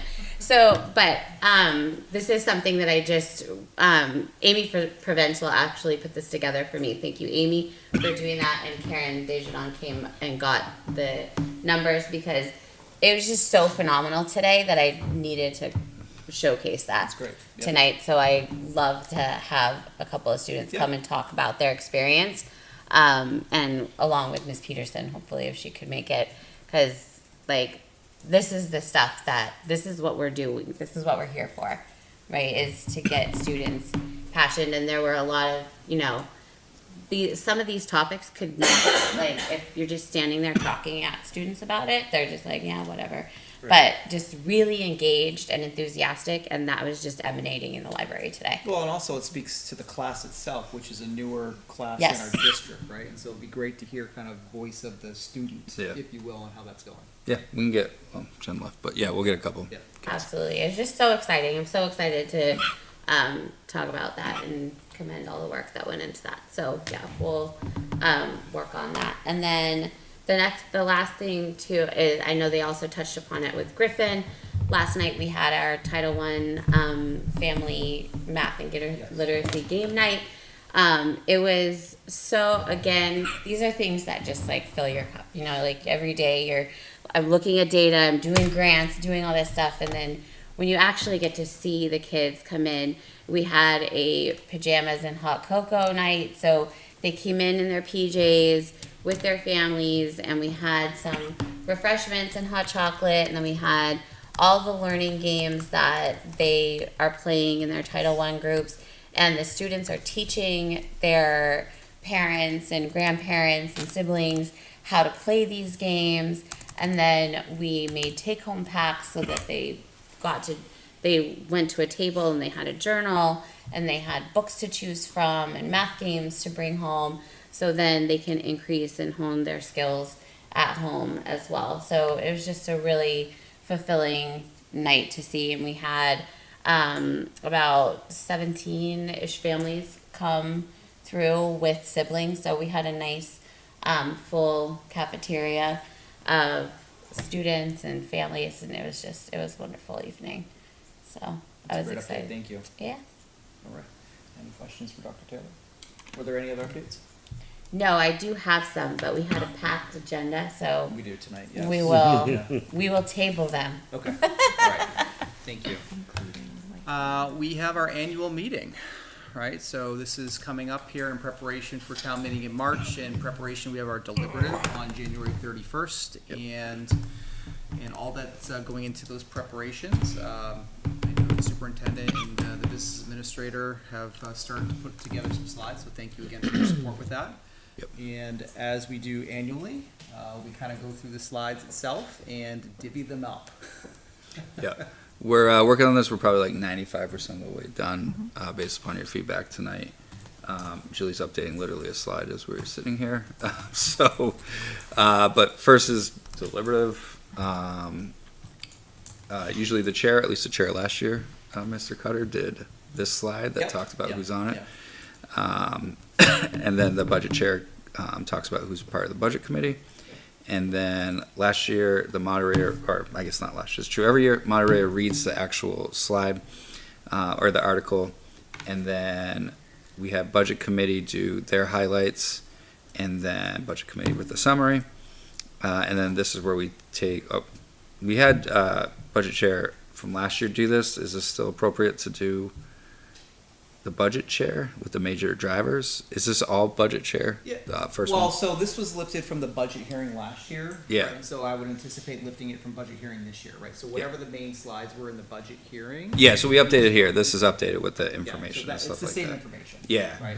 Yep. And then budget committee chair presents it, correct? That's correct. Yes, Yeah, okay. yeah. So Chair That's what Sun will I'm trying to present spit these out. slides aligned to what was presented in the budget hearing.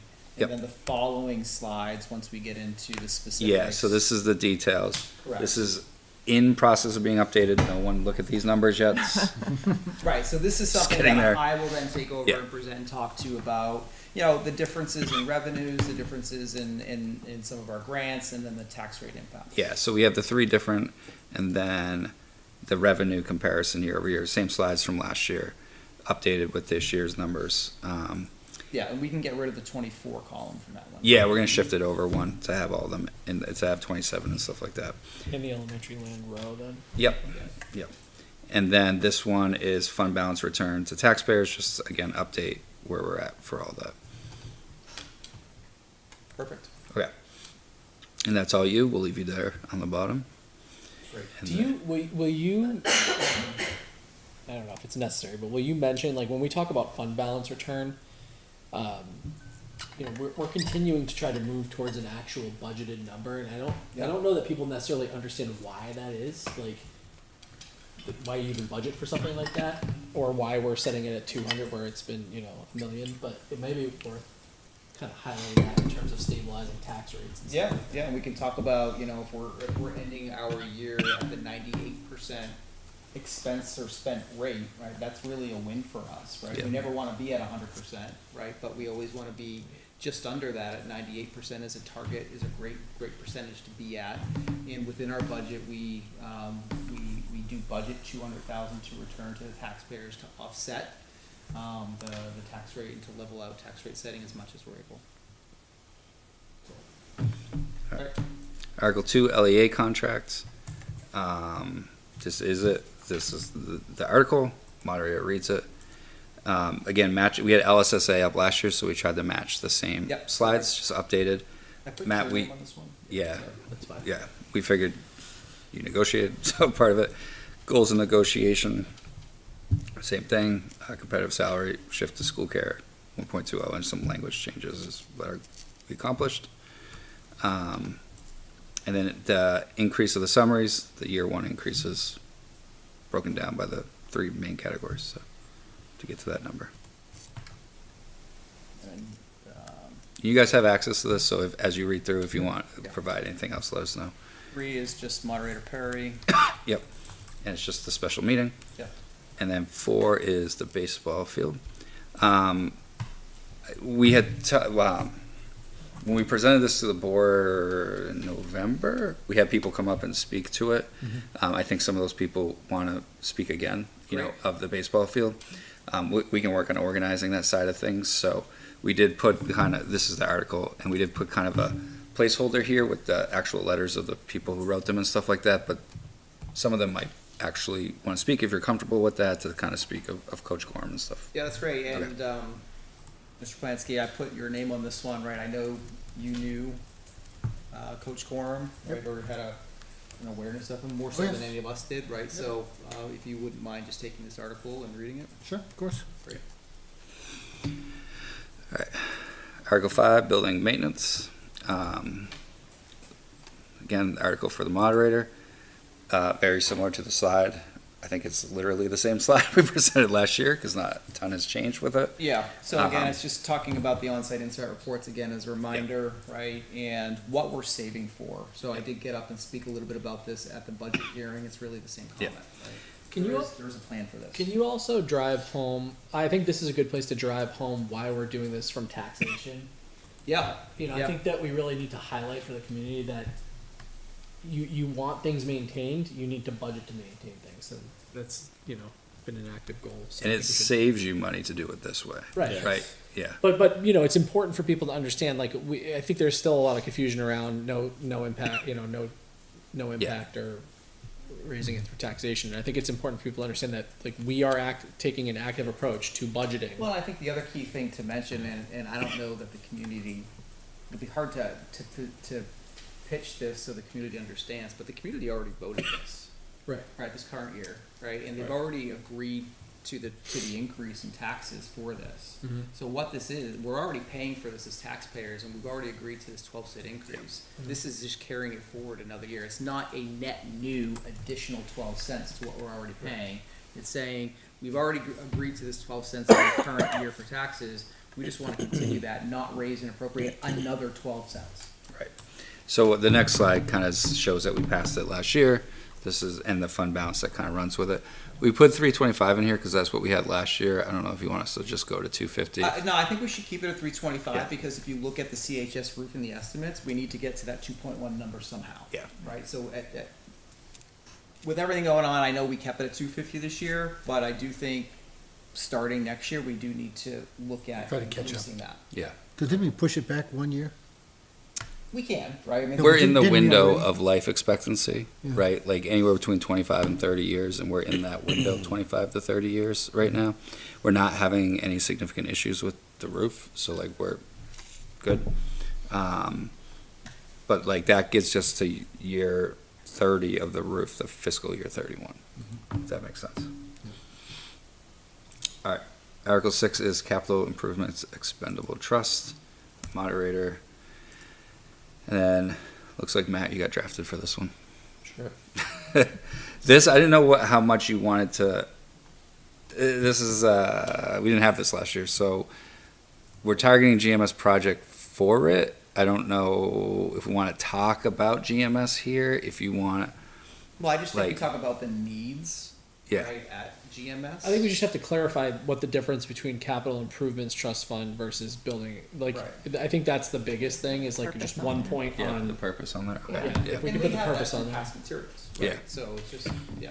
Yeah. So we might just need to find, be able to highlight the difference of, like, because I think a lot of people get confused by what this is for. Yeah. and why. so we might, I would appreciate feedback if you have suggestions on this slide on what you want in here and stuff like that, so. I think the purpose would Yeah, be, we'll add the purpose. I can.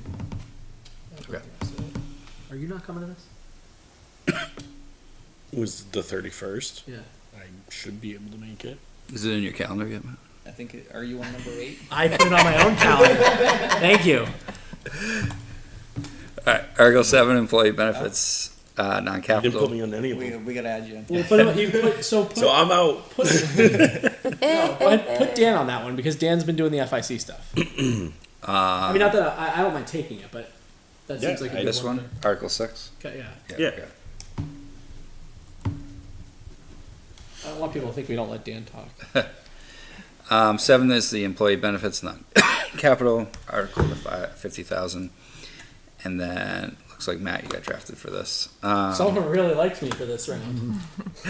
We- That's fine, I can do that one. We did, the Budget Committee asked us to show the difference between the two. Yeah, that's perfect. No, this is. Yeah, so to separate the two out with the money is kind of associated within I there. think So, that's a good idea. and then the technology, I know this, that's what it is. We did add a little bit. We asked Brendan after the last Budget Committee to show us what some costs of some emergency items would be that are technology related.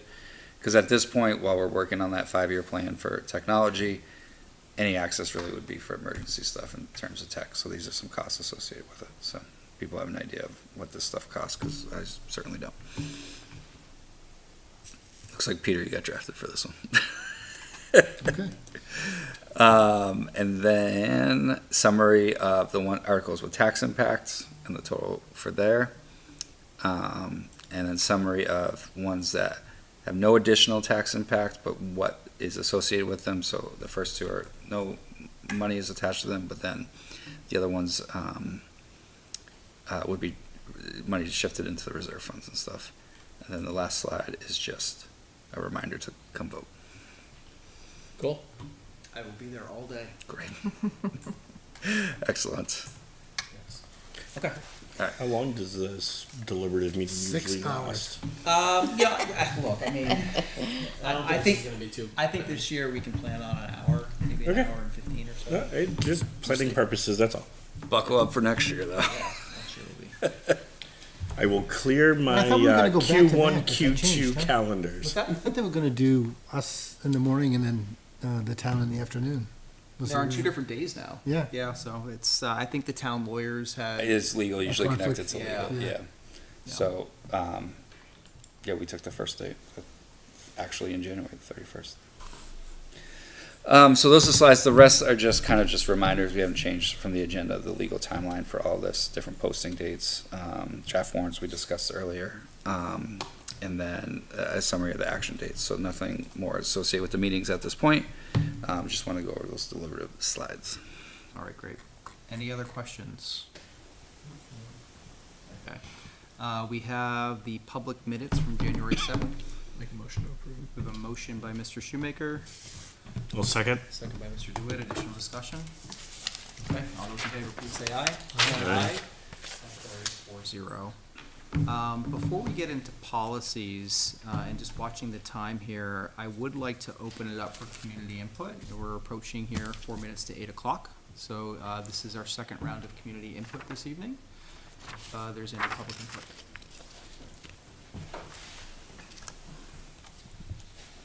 Good evening once again. Just name and address this time, please.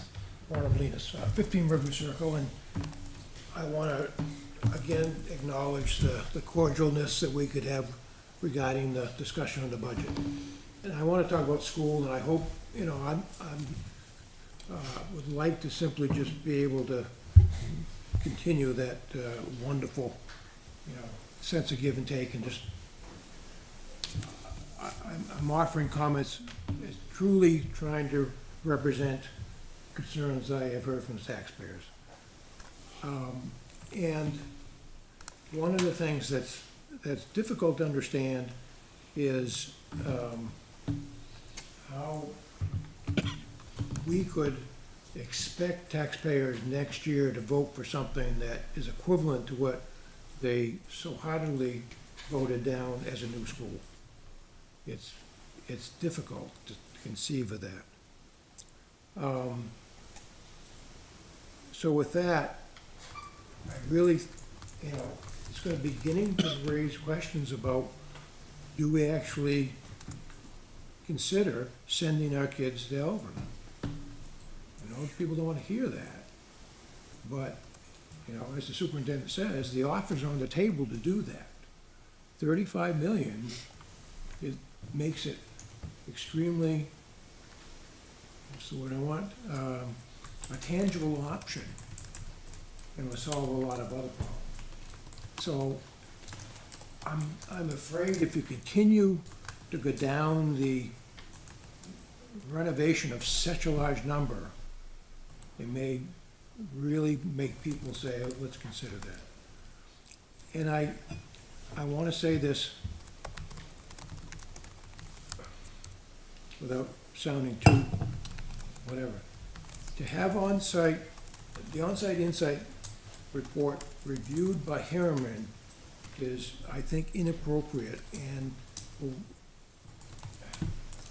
reason I say it, I've been trying to, as an engineer, trying to come up with a reason of why that is going to be so difficult. And the best thing I come up with is, it's like if I took my car to Edwards and say, you know, what do I need to do for the next year or two to keep it going? I'll get an estimate of $2,000-3,000. I need a CV joint and some tie rods and a few other things. But if I went up to Quirk and went in and looked at a, you know, pretty late model vehicle, and for $60,000-70,000 or whatever, and then said, oh, by the way, how much would it cost to rehab my car and make it go another 3 years? Well, that estimate's going to be completely different than I got from Edwards. And that's the illustration I'm trying to make by saying that the repairs that On-Site Insight presented are doing it in almost a systematic replacement in kind. And I really do feel we need to look at it legitimately and do it from the perspective that On-Site Insight suggested, and I suggested previously, is hiring an engineering firm to oversee looking at that, what they do. Because in all honesty, Harriman and Harvey look at it from a major construction point of view. And it's the same comparison that Barker did. Their estimates and Harriman come out exactly the same. But we have two estimates that look at it from a repair point of view that come out very similar but wildly lower. And so as an engineer, I'm looking at it and saying, I know that there is different approaches to this and it's gonna come out different ways. And I'm just trying to offer that until we really look at it conservatively and approach it from a realistic point of view, the public is not going to support it. And I'm here not to push us out another year, another 3 years. I've repeated the number of times, we see it, the same problem's been there for 30 years, and I don't want it to continue. And so, at some point, I would, in fact, I contacted you, I wanted to sit down and talk through why what I reviewed with the principal, based upon making some repairs, had some merit. And I still think that's viable. And I said the other night, and Matt, this is the plan I showed, and it shows using the existing facilities with the class sizes that are there. And the validation of that is this from Harriman. It is there to be that uses exactly the same classroom sizes as is there now. What they do to make that work is they use the state standard of 36 square feet per student. And you have to limit class sizes based upon that. That's why they presented that to you. That was also shifting students to other schools. No, yes, exactly. Right. But the 50s and 60s building in this 2B is utilized exactly the same size as exists today. And classes 1 through 2 are placed there. And it also includes renovating the 30s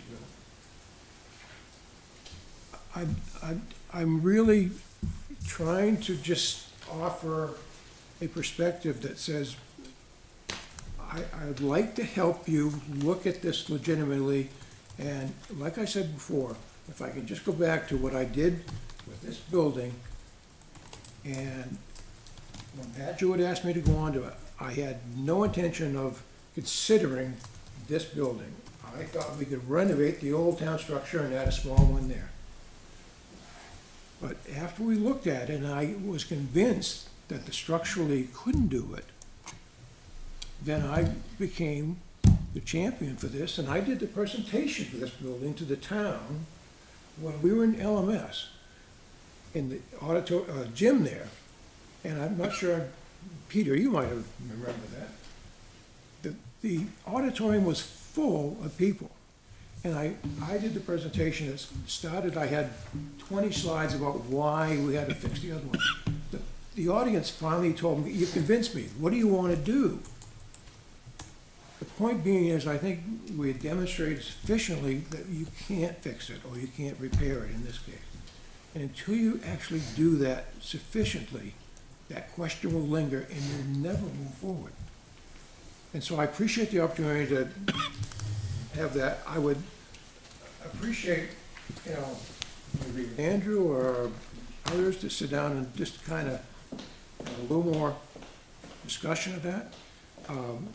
One thing I went to the FIC last night, and we have accomplished a lot in the last couple of years.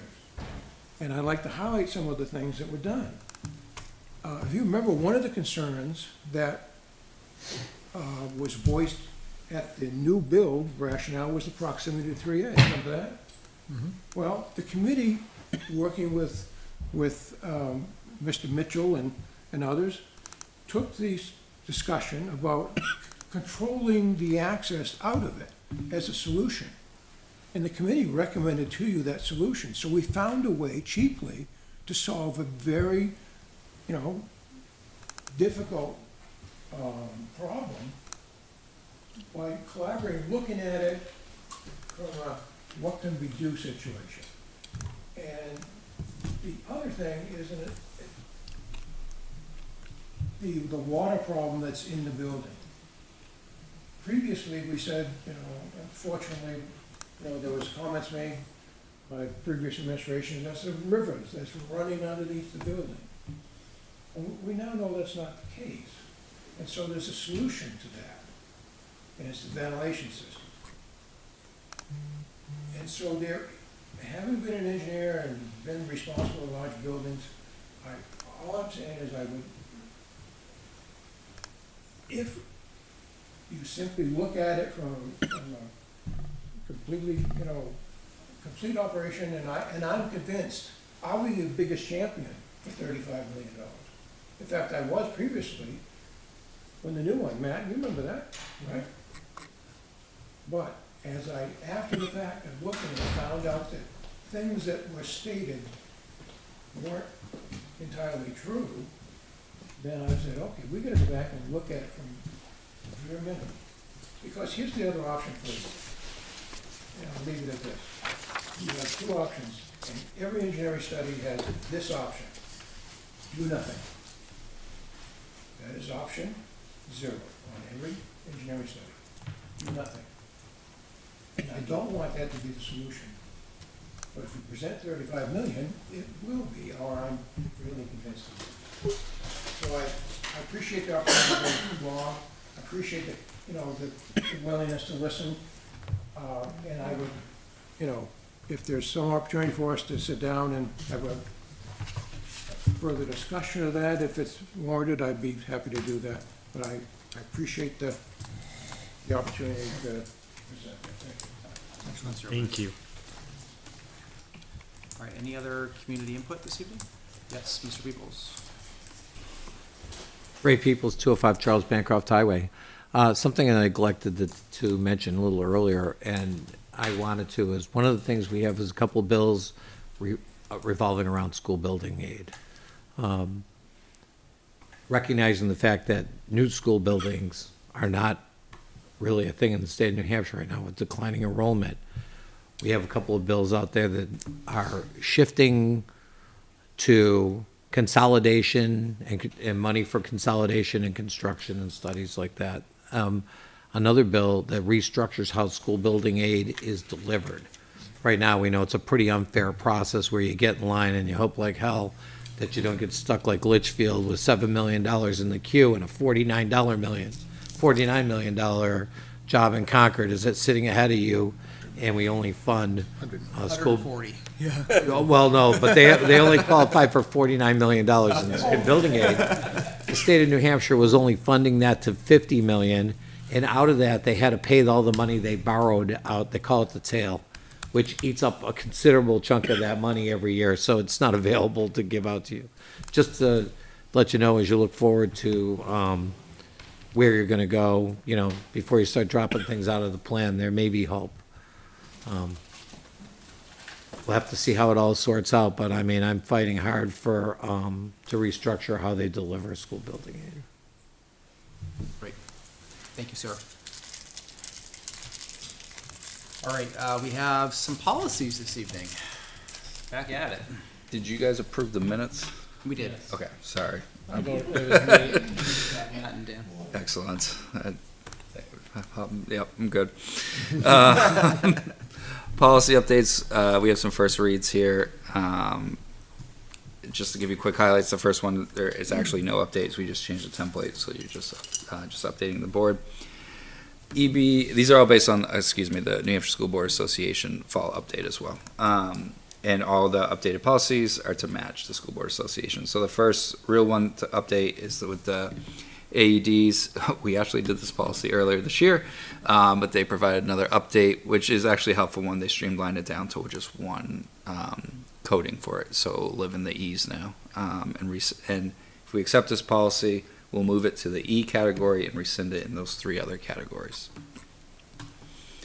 The next one, updated ones, I just want to open them and because I wrote little notes to remember. Yep, on that first one with the clerks of the work one, HB 506 updated the amount from $1 million to $1.25 million, so that's the update in that policy throughout it. And the next one, employee-student relationships. Not relationships. We shouldn't have relationships. Relations. Yeah, really, either way, it's not. Words matter. Words matter. Oy. The list of prohibited interactions has been updated with the passing of HB 231, so that section has been updated to match the updated HB 231. So that's the change to that one. And school year calendar. I think we updated it for another statute change. There's a couple language changes, updating distance learning to remote learning. There's an updated 306 rule that got updated in the policy, and an additional line about career and tech education, aligning your calendar with your CTE centers. An RSA was updated, so that part was updated as well, along with some holiday language. I can keep going one by one, or if this works or not. Advanced coursework, I think there was some updates to additional language changes to an updated RSA, and additional opportunities for kids in that realm of advanced coursework that we want to highlight. Change of school assignment, this is best interest and manifest hardship. Again, updates due to updated RSAs. The context of this policy didn't really change, but they did kind of organize it and make it a little bit easier for the reader to understand. It's still a very lengthy policy, but it's a school board association example. Same with the bullying prevention, updated with some updated language from various RSAs. That got updated throughout last legislative session, but the heart of the policy is the same. And we did this one earlier as well, but this got updated language as well, the emergency plans related to sports injuries and after-school participation, co-curricular stuff. So we can go one by one, or? No, man, I don't know. The only thing, I just was like combing through the relations one. Number 12, I think you forgot the word shall not be alone in a room with a student. I may have, yes. Let me reopen that one up. I don't know if we care. Number 12. If the staff members shall not be alone in a room by themselves, I don't think we care. Number 12, staff members shall not be alone in a room with a door closed, a locked door, or with the lights off. Shall not be alone in a room with a student, I would think, right? I can add with a student, yep. Don't you think? Because, I mean, otherwise, like, do we care if they're in the room by themselves? Nope, we do not, so. And sometimes they do that just for I think the rest. they turn the lights Turn off. the lights off and. Yep. Sorry. Anyways, Yeah. Simple enough. If everyone's good, I just added it. Yeah. People are good Can we with it. just take them all as a first read? Yeah, please. Would you like to make a motion? Or do you want me, I'll make the motion. And this is your bailiwick right here. Okay, all right.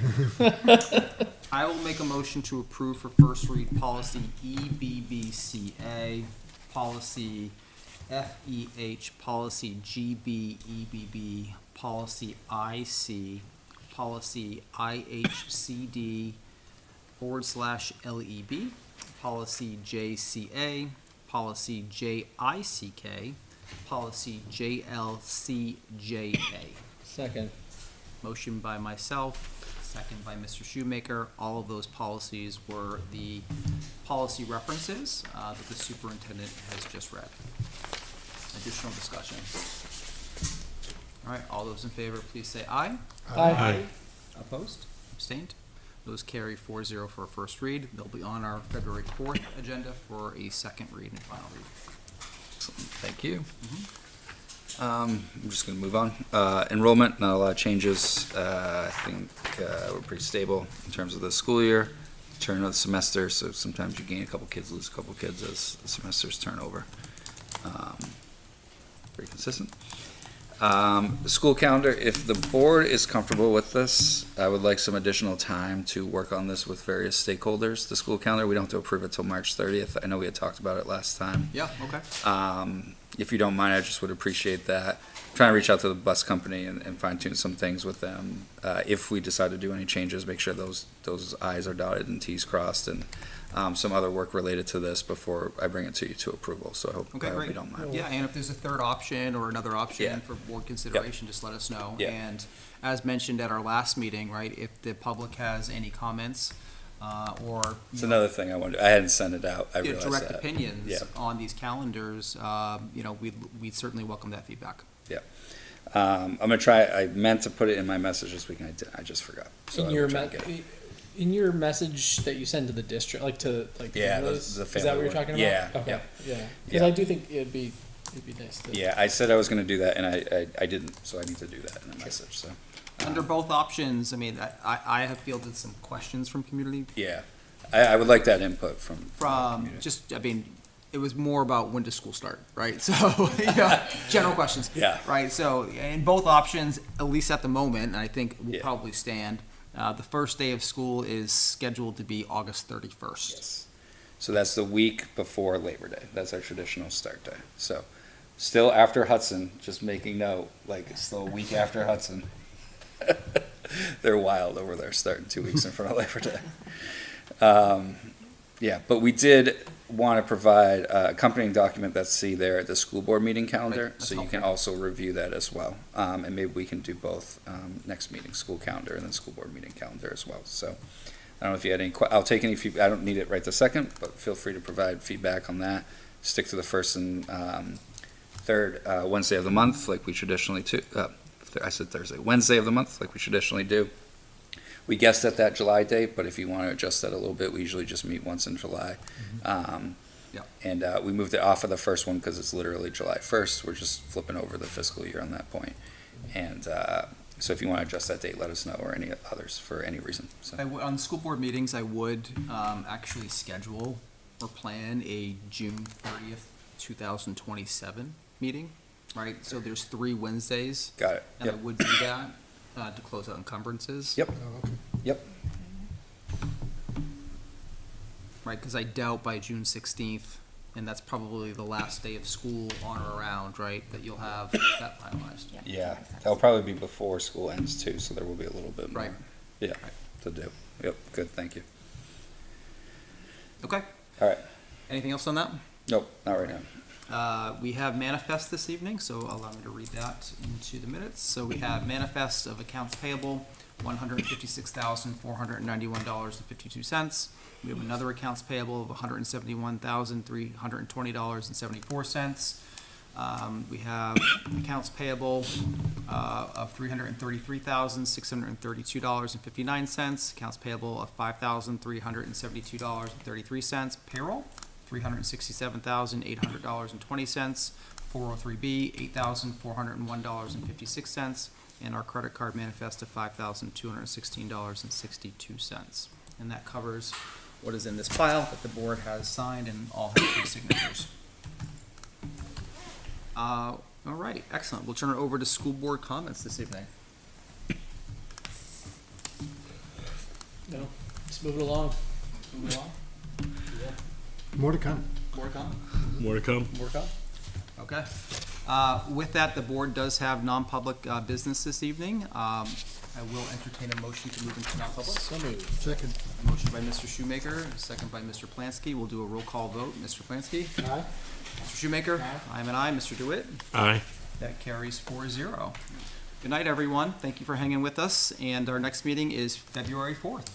I would like to say I appreciate the opportunity to speak with candor and some collaborative Thank you, Mr.